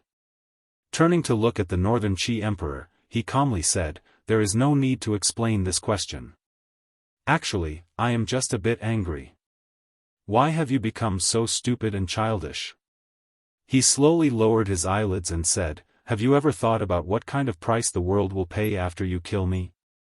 The little emperor furrowed his brows. He didn't know if it was because of the unbearable pain in his ankle or because Fan Xian had given him such a low evaluation. Fan Xian walked back from the window and sat on the stool in front of the bed. Calmly, he looked at the little emperor's face. Suddenly, he said, "You are no longer young, but I still habitually think of you as a little emperor." Facing the Northern Qi Emperor, he spoke as if he was talking to a commoner. The attitude and emotions Fan Xian displayed truly shook the Northern Qi Emperor's heart. This was not a matter of strength. It was a sense of equality rooted in the deepest parts of one's bones and blood. Even if it was Lang Tiao or Yunjilan, when facing the Northern Qi Emperor, they would still be incomparably respectful. No one would be like Fan Xian, who saw the dignity of a ruler as nothing. Fan Xian calmly looked at the little emperor's delicate and ordinary face. His thoughts had drifted somewhere. He knew better than anyone else in the world how powerful this little emperor was. A few years ago, he, who was still rather immature, had already taken the lead in setting up the Jiangnan area of the Qin kingdom. Regardless of whether it was Fan Xian or the eldest princess who controlled the palace treasury in the future, he would receive some benefits from it. Another example was the death of Shenzhong, the commander of the Northern Qi Brocade Guards. This little emperor had cleverly used Shang Shanhu and killed 3 birds with 1 stone. It had to be said that the emperor's heart was like a mirror. However, Fan Xian still could not understand why the emperor would want to kill him. During the Jingdou rebellion in the 7th year of the Qin calendar, the Northern Qi Emperor could have used the eldest princess's hand to kill him and then help the great prince ascend to the throne, which would have been of great benefit to Northern Qi. Now, 3 years had passed. If he was killed in Dongyi, Northern Qi would not be able to stay out of it. Killing you in Dongyi can at least force Dongyi to be unable to surrender to the Qin kingdom. The little emperor looked at Fan Xian coldly. It was as if she was not afraid of explaining anything in front of him. "As for whether or not your death will anger the Qin court, that is not within my consideration. Are you saying that if you don't die, your old emperor will not use military force against the Qi kingdom?" The little emperor laughed coldly. "Since regardless of whether you live or die, you will not be able to stop the war from erupting, your death can at least have Dongyi side with me. Why wouldn't I do such a good thing?"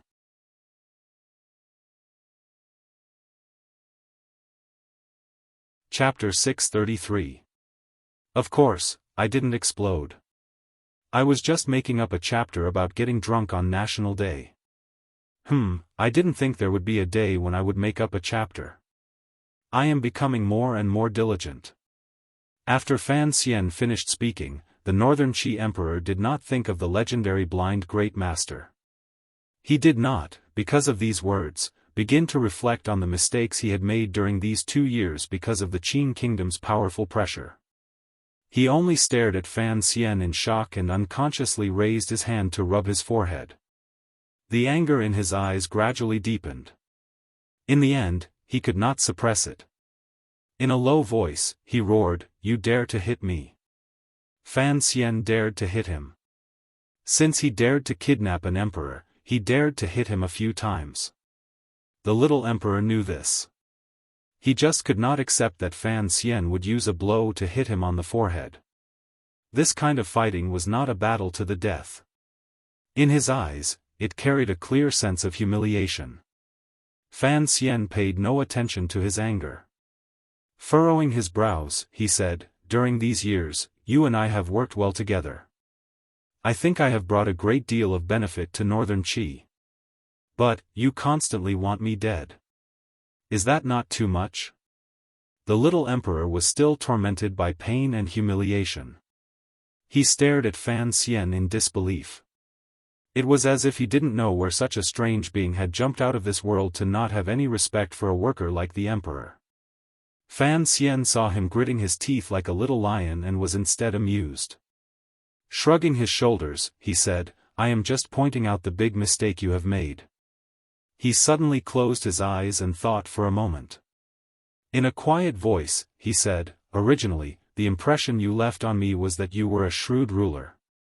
However, your actions these past 2 years have been too eager for quick success. The world is so beautiful, yet you are so violent. This is not good, not good." The Northern Qi Emperor knew that the situation was not in his favor. He had fallen into Fan Xian's hands. Additionally, the great Grandmaster in the Sword Hut who had never shown himself was leaning toward him. The officials outside the Sword Hut would probably not be able to enter the Sword Hut to save him. He could only forcefully suppress the anger in his heart and coldly say, "Why do I need to explain my actions to you? You don't need to explain to anyone, but you need to explain to me." Fan Xian's eyes narrowed, and a cold light flashed. "I've given you too many benefits. Even if it's an investment, you have to report it to me, the shareholder, instead of trying to kill me." The negotiation between the two men returned to the original place. The Northern Qi Emperor was silent for a long time. Slowly, she said, "I must admit that you have helped me a great deal in the past few years, but what? However, you are, after all, the Qing Emperor's illegitimate child." The little emperor smiled self-mockingly and stood up out of habit, placing her hands behind her back. If this was any other time, this movement would definitely be incomparably elegant and full of emperor's aura. However, today, he was dizzy from the shock and his ankle was sprained. How could he stand steadily? With a cry, he fell down. Fan Xian reached out and scooped him back onto the bed, looking at him calmly. The little emperor furrowed her brows and said, "You are a person of the Qing kingdom and the Qing emperor's illegitimate child. Regardless of whether or not I believe you have the sincerity to carry out the agreement, even mother and the officials in court cannot place this illusory hope on a powerful official of the Qing kingdom." He closed his eyes and slowly said, "You are not a person of Qi. You don't know how the ruler and people of Qi have lived these years after imperial advisor Ku He's death. The Qing kingdom is ready for battle and could send out troops to invade at any moment. Although I have planned for a long time, in the end, the time is still short. It is difficult for the national strength to support a continuous war for many years. Under such circumstances, all past friendships and promises are empty. I must place my hope on my people, even Dongyi. I cannot place my hope on you." Fan Xian listened quietly. He knew this logic was actually very simple. Never mind the Northern Qi Emperor, even Haitang, Chen Pingping, and his father did not think he would actually help Northern Qi fight against the Qing kingdom. If he was going to be a traitor, there had to be some benefits. Presently, Fan Xian was a figure in the Qing kingdom who stood above tens of thousands of people. If he sold out the Qing kingdom's interests, did he want the Northern Qi Emperor to give him the throne? He smiled self-mockingly, thinking that no one in the world would believe this, much less the ruler and people of Northern Qi. However, he had never thought about selling out the Qing kingdom's interests to satisfy Northern Qi's request to establish a country. He only wanted to do his best to ease the possibility of a bloody battle to the end and rivers of blood. Just as Li Hongqing had criticized him in the Dingzhou general's manner, this was a childish and absurd idea. Furthermore, from a certain point of view, it was basically impossible. From this, it seemed that it was only natural that Northern Qi wanted to kill Fan Xian, a powerful Qing official, and tie Dongyi to their own chariot. As for the legendary blind great master, it was not that the Northern Qi Emperor did not know of this person. However, his whereabouts were too mysterious. Even if he was truly a great grandmaster standing behind Fan Xian, the threat he posed to Northern Qi was not as real as the powerful Qing Emperor and the powerful Qing army. Seeing that Fan Xian had sunk into thought, the Northern Qi Emperor did not disturb him. Instead, he also closed his eyes and began to think about his situation and what might happen next. One was the ruler of the north, and the other was an official of the south. Just like that, they faced each other in the quiet room, each with their own thoughts. They did not know that time flowed by like water. Without them realizing it, the sunset outside the hut was like blood. It shone on the sword pit, making the branches of the ancient broken sword seem to be dyed with the blood of thousands of years. No matter how long they were washed by the sea, wind and rain, they could not be washed clean. Fan Xian stood up and walked to the window. He looked at the large pit in silence. He knew what the countless swords in the pit represented. They represented Sigu Jian's world-dominating sword skills and power. They represented the position of the sword hut in the hearts of the people. They represented the deaths of countless swordsmen and the legends that made one's blood boil. For any kind of reputation or status to remain stable, it actually needed a baptism of swords and blood. In this world, Fan Xian did not have any ability to distinguish or judge how to give those who came after a better future. Did it also need a baptism of blood and fire from the south to the north? Even though he had once discussed it with Yan Bingyun and argued with Li Hongcheng, he still did not have the ability to judge whether the separation of the world or the unification of it would be more beneficial. Prolonged pain? Short pain? Thank you. That was a question for historians. It was not a question that creatures born in the present needed to consider. Creatures only needed to consider the present. This was a selfish instinct of living things. Fan Xian was, without question, a selfish person. After he died, even if there was a flood, he only hoped that while he was alive, this world was like the one he liked. There were flowers, trees, grass, insects, birds, people, poems and paintings, wine and gold, no pain, no disaster, and no blood. Now, he deeply saw himself as a Qing person and not the internationalist warrior he had been in the beginning. Sadly, he had grown into a pacifist. He hoped that while he was alive and his children were alive, Spider-Man or Takashi Kato's famous hand gesture could always be raised. The Overwatch Council's nurturing from a young age and many years of jumping between life and death had allowed Fan Xian to grow into a pacifist. This appeared absurd and inconceivable, but it also proved from another angle that when a person was lying on a sickbed waiting for death, the obsession born could affect him for a lifetime or even 2 lifetimes. Only by knowing the terror of death did one know that one should treasure life. I know the reason for your mistake, Fan Xian slowly said without turning his head. The Qing kingdom has put too much pressure on you. Although the emperor has not sent out a large number of soldiers these years, each move he has made is all to prepare for the great battle in the future. The emperor walks an upright path. He has already eliminated the existence of great grandmasters, so he disdains using his great grandmaster's strength to disturb the world. He has enough confidence to conquer all of you in a fair and square manner. Fan Xian suddenly felt that the sunset outside was piercing to the eyes.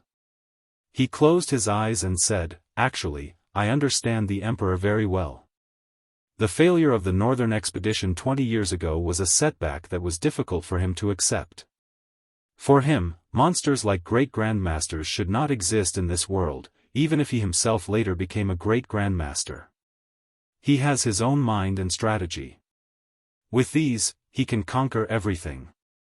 He has a disdain for individual martial power from the depths of his heart.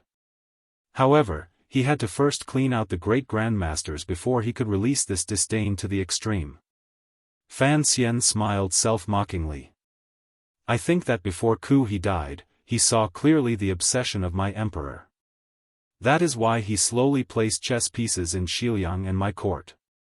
He wanted to play a final game of chess with the emperor. However, he forgot that, after all, he is already dead. It is impossible for him to know all the details of what happened after his death. Furthermore, Haitang and you, whom he placed his hopes on, have each made an unforgivable mistake." The little emperor had been silently listening to Fan Xian's analysis. Hearing this, she opened her mouth and asked, "What mistake?" You all underestimate my anger. Fan Xian turned around and looked at the little emperor.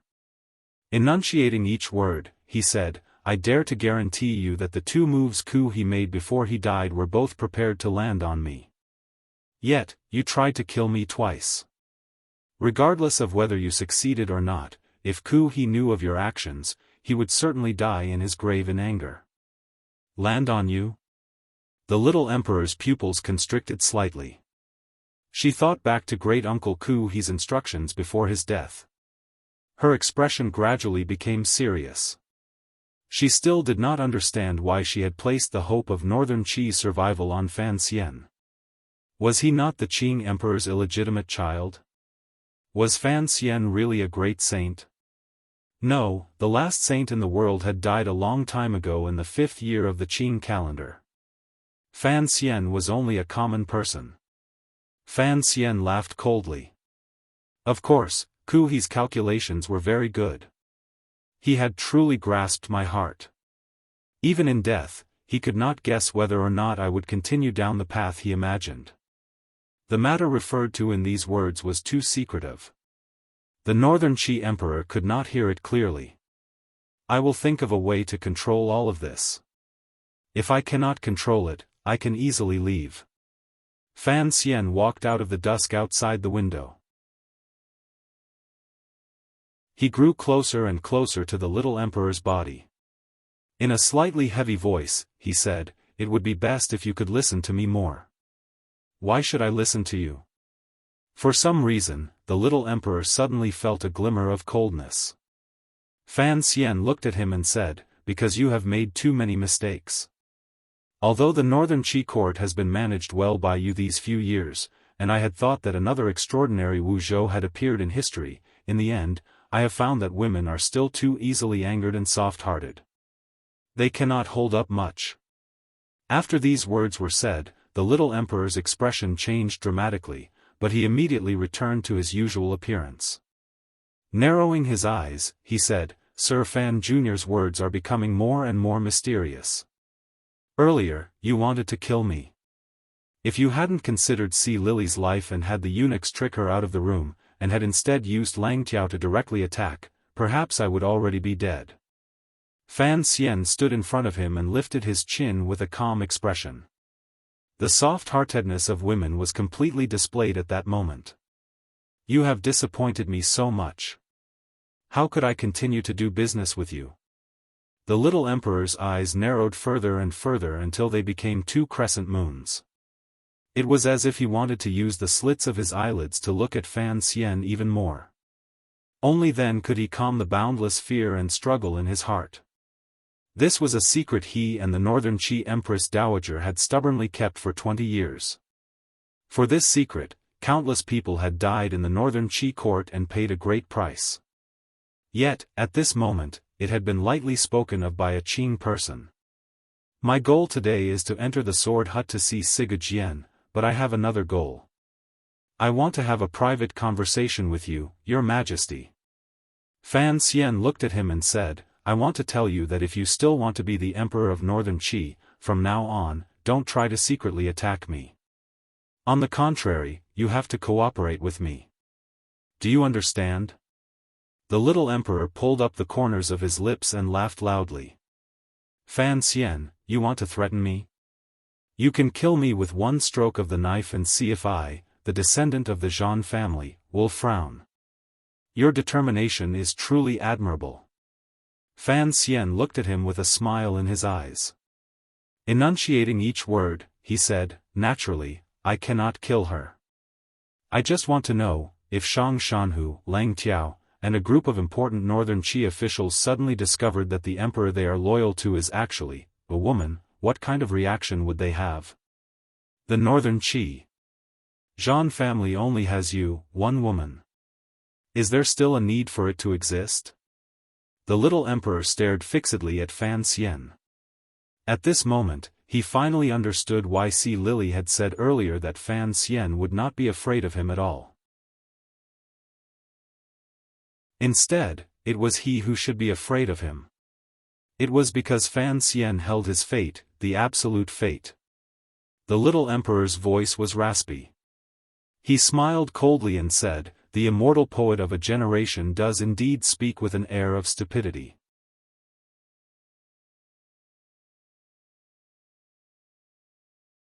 Chapter 634.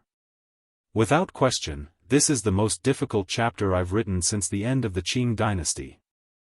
I wrote it for a full 5 hours. Tomorrow's chapter is also very difficult.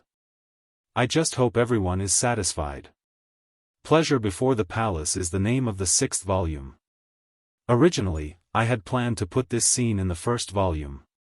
Later, I confirmed that it should be put in this volume. Tomorrow's chapter has the words, Emperor of the Qin. Her long hair fell gently from her ears to her shoulders. The warmth of this moment made the northern Qi emperor perplexed. It was as if the darkness in the deepest depths of her heart had dispersed with Fan Xian's action of undoing her hair. It would no longer become a heavy burden pressing down on the tip of her heart and making it difficult for her to breathe. In that moment, she had already given up and accepted her fate. She even faintly liked that her long hair could float down so softly. Across from her was Fan Xian, the Fan Xian she had once loved incomparably and hated incomparably. The Fan Xian who had once fearlessly displayed her gentle and beautiful side when she was intoxicated by him. The little emperor had no time to think. Perhaps she had already thought that if there was someone in this world who knew she was a girl, Fan Xian would be the best choice. She had long revealed everything to him. However, at the time, he had been unconscious and didn't know. The little emperor's faint beauty and sorrow, a rare glimmer of a girl's aura, and the only return of a woman in her life. It was all on Fan Xian's body. She accepted her fate. She even had to force herself to grit her teeth and suppress the helpless joy in her heart. With a tearing sound, the front of the little emperor's robe was torn open by Fan Xian's coffin-breaking hand with unusual regularity, revealing her body that had never been seen before. She was dumbstruck. Her gaze began to scatter. She was shocked speechless by this powerful attack and danger. She could only stare dazedly into Fan Xian's eyes. Her entire body was stiff and difficult to move. Her hands were tightly clenched in anger and trembled endlessly, causing the wooden bed beneath her to creak. The little emperor did not cover her chest. She allowed the light of spring to gradually seep through the white cloth and fill the room. She stared angrily and hatefully at Fan Xian. She found that Fan Xian's gaze was fixed on her chest. His eyes revealed an aura that she hated. Then, she heard Fan Xian's words about her chest developing. An awkward and angry blush rose from the corner of the little emperor's eyes and gradually spread, covering her cheeks, ears, and neck. In the end, even the snow-white skin on her chest above the white cloth began to glow with a faint and alluring red. Dusk gathered outside the window, but it was far less eye-piercing than the bright red of the little emperor's body. Fan Xian narrowed his eyes.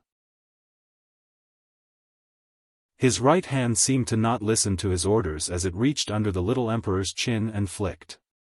After removing the disguise on the little emperor's throat and removing the fake Adam's apple, even though her chest was still covered by the white cloth, the feeling of her entire person softened, gradually developing in the direction of a little girl.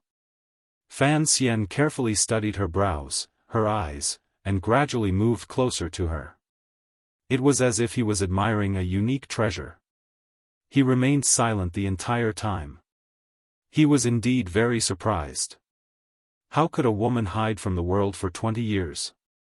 She had been emperor in northern Qi for 20 years, but no one had been able to discover a single problem.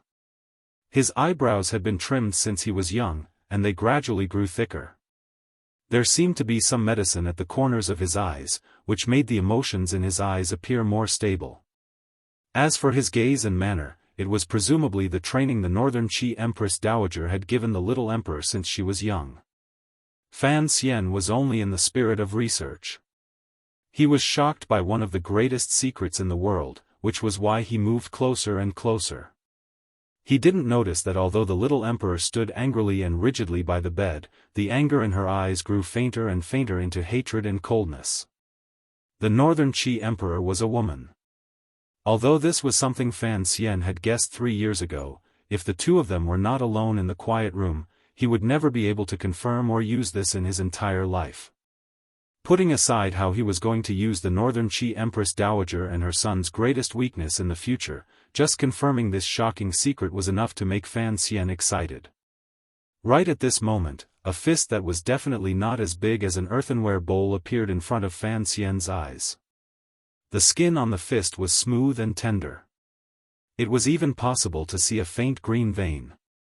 This also proved that the fist was very powerful, had accumulated power for a long time, and was very fast. With a muffled slap, 2 streams of fresh blood flowed out of Fan Xian's nostrils. He angrily covered his nose and glared viciously at the little emperor who still had her fist extended. He thought to himself that it wasn't because of this flat-chested woman that his nose was bleeding, so it wasn't too embarrassing. With his 9th level strength, he had actually been hit in the nose by a female emperor who had only learned a few tricks from Lang Tiao. This was actually embarrassing enough. If he had not been too engrossed, too shocked, and had too much desire to explore the little emperor's face, brows, eyes, and chest, he would not have been hit by this punch. The little emperor slowly pulled back her fist and smiled coldly. In my life, I have never been so lightly humiliated by anyone. Anyone who looks down on me will pay the price. These words were said with an imposing aura. Paired with the little emperor's natural monarch face and the faint mockery at the corner of her lips, it was powerful without anger. It appeared to have some power. At this moment, the front of the little emperor's robe was completely torn. The strips of cloth hung weakly from the bright yellow sash. She was as wretched as one could imagine, yet she still made such an appearance. It was truly comical. Fan Xian did not laugh. After wiping away the blood from his nose, he calmly said, "I don't care about this punch, but I don't want it to happen again in the future. Don't forget, you are a woman. You are a woman." These words smashed viciously into the little emperor's heart, smashing her heart into chaos. Her liver and intestines were cut into pieces, and her heart trembled with fear. A wave of sadness, anger, and despair filled her heart.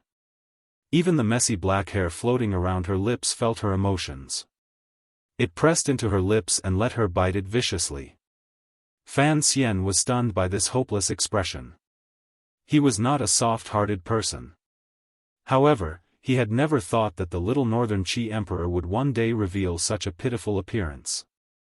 The Northern Qi court and various major events these years had already proven this female emperor's abilities. Under the powerful pressure of the Qin kingdom's ruler and officials, she was still able to maintain Northern Qi's stability. Just based on this, Fan Xian had to give her high marks for her ability to govern. 20 years of pretending and living as an emperor had, without question, twisted the little emperor's mentality somewhat. However, this kind of distortion was still within a controllable range. On the contrary, because she had to be on guard at all times against the leaking of secrets, she became even more cautious and prudent. She had a steadiness and maturity that others of her age could not have. Even when she was being restrained by Fan Xian, she still did not panic. When Fan Xian mercilessly reminded her that her secret could become known to the world tomorrow, she finally could not bear it anymore. Her hard outer shell shattered into countless pieces like a sea snail after being crushed by a large rock. The little emperor's gaze was very hateful and angry, but there was a strange calm inside. It was a calm like a deathly stillness. After the calmness, a crazed expression gradually appeared. Fan Xian had seen this kind of expression before. In the instant before the eldest princess Li Yunrui died, his heart grew nervous. He slowly lowered his hands, ready to act at any moment. The little emperor's expression was slightly wooden. She opened her lips and allowed her black hair to slide down. In an icy voice, she said, "I am not a person who will be threatened." She thought she could guess what Fan Xian would do after knowing her secret. With such a large secret in his hands, given the Overwatch Council's power, he could easily shake the foundations of the Northern Qi royal family's rule. The entire North would sink into chaos because of this news. You cannot use me. If you expose this matter, I will have no value to you. If you hide this matter, how could I allow you to use me? The little emperor looked at Fan Xian hatefully. Fan Xian was silent for a long time. He then slowly lowered his head and said, I don't ask for much. I just want you to be more obedient. The corners of his lips twitched up in self-mockery. After all, you are a woman. No matter how powerful you are, at certain critical junctures, you will never be able to stand up to us stinky men. It is impossible to rely on you to accomplish great things. The little emperor's eyes narrowed. It looks like you have long thought about what will happen next, but why would I listen to you? After these words were said, determination flashed through the little emperor's eyes. Viciousness surged. She took out a small dagger from somewhere in her sleeve and viciously stabbed it toward her chest. After entering the sword hut, Fan Xian felt safe. He did not take the little emperor seriously, so he did not search the little emperor's body. After all, he knew she was a woman and didn't want to offend her too much. He had no idea that the little emperor still had the last dagger she could use to kill herself. Had this dagger been given to her by the Northern Qi Empress Dowager when she was very young? For some reason, a faint glimmer of sympathy suddenly surged in Fan Xian's heart. He sympathized with the female emperor in front of him. She lived in constant fear that her gender would be discovered and that she could not live like other girls. How could there be any joy in such a life? He swept closer and flicked the tip of his finger, flicking the little emperor's pulse. With a clang, the little dagger fell to the bottom of the bed. A viciousness flashed through the little emperor's eyes. Her left hand silently moved the crossbow in her sleeve. Fan Xian's strange cry rang out in the room. He forcefully twisted his body beside the bed. His body rolled like a gray dragon. In an extremely dangerous situation, he avoided the 3 crossbow bolts. His clothes had already been slightly torn by the 3 poisoned bolts.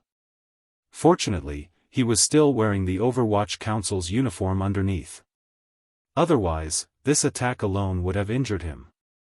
Fan Xian gave a muffled grunt and threw the little emperor onto the bed. Pressing down on her shoulders with both hands, he angrily threw a punch, landing squarely on the little emperor's cheek. His anger was because he had just felt some sympathy for this female emperor and had almost been secretly injured by her.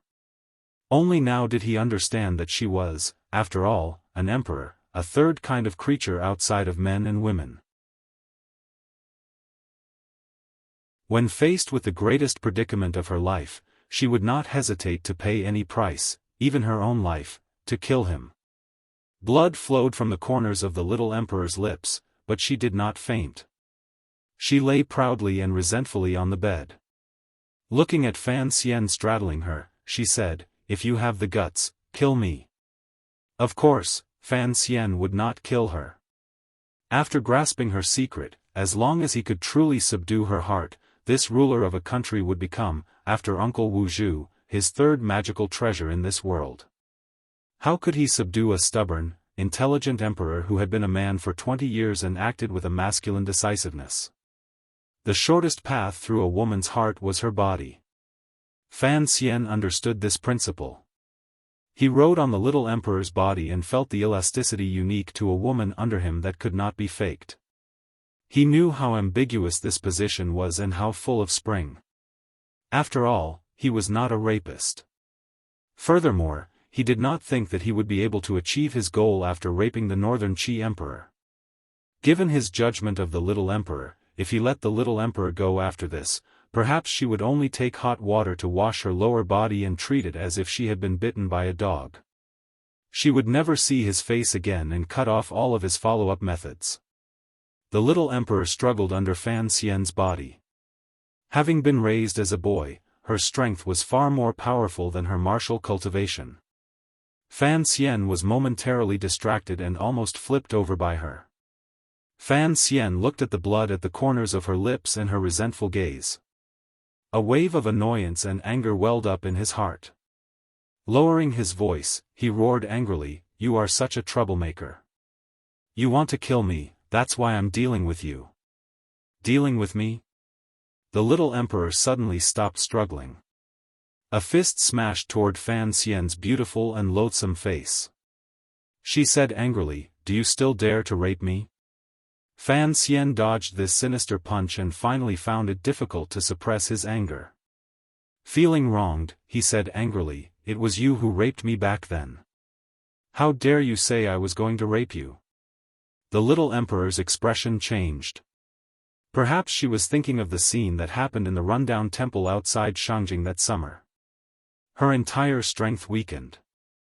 What kind of person was she to treat the emperor as a skilled worker? She knew that she could not lower her head to Fan Xian at this moment. Otherwise, she would be oppressed by him for the rest of her life. Thus, she angrily lowered her head and slammed it toward Fan Xian's chin, intending to turn over and become the master. After the little emperor heard the words, "that summer," it was as if she had gone crazy. She attacked Fan Xian in a frenzy. Biting, twisting, and hammering. No one knew where such a crazy aura and boundless power came from in this little body. Fan Xian did not want to kill her. For a moment, he was beaten into a wretched state. A few red marks appeared on his arm from her bite through his clothes. He was also bitten into a rage. He slapped toward her body with one palm as if he was hitting Fan Xia's butt. Perhaps the spectators watching the farce in the sword hut would ask, why didn't Sir Fan Jr. knock the little emperor unconscious? The reason was simple. Unconscious people always wanted to wake up. If he didn't make the little emperor yield, Fan Xian would have taken all these risks for nothing. There was another reason he could not say it aloud. In reality, fighting with a female emperor was like fighting with children. Their ears rubbed against each other, their clothes tangled, and their limbs intertwined. It felt like the water in West Lake rippling and gradually flowing into the boat, the bed, and the hearts of the people on it. The two of them carried out a close contest on the bed. It was what was known as judo. Those who had seen judo knew that one of the necessary moves was to pull at clothes. However, even the sturdiest clothes would one day be pulled apart. In the end, the little emperor's white cloth made of an unknown material finally broke. It made the second tearing sound in the dark room. Fan Xian was sitting on her body. His eyes were filled with a boundless expanse of snow. His gaze was unfocused. He thought to himself that she was not only a woman but also a great woman. There were red plum blossoms on the snow. The man and woman playing in the snow were both tired. The little emperor sat on Fan Xian's body with disheveled clothing and pressed down on his hands. She completely did not notice that half of her chest was exposed. It was all in Fan Xian's eyes. The current situation was more like the little emperor raping Fan Xian. The long black hair at the corner of the little emperor's forehead was wet with sweat and stuck together. Paired with her straight brows, it gave her a particularly elegant feeling. Everyone in the world respected her as an emperor and never dared to look directly at her.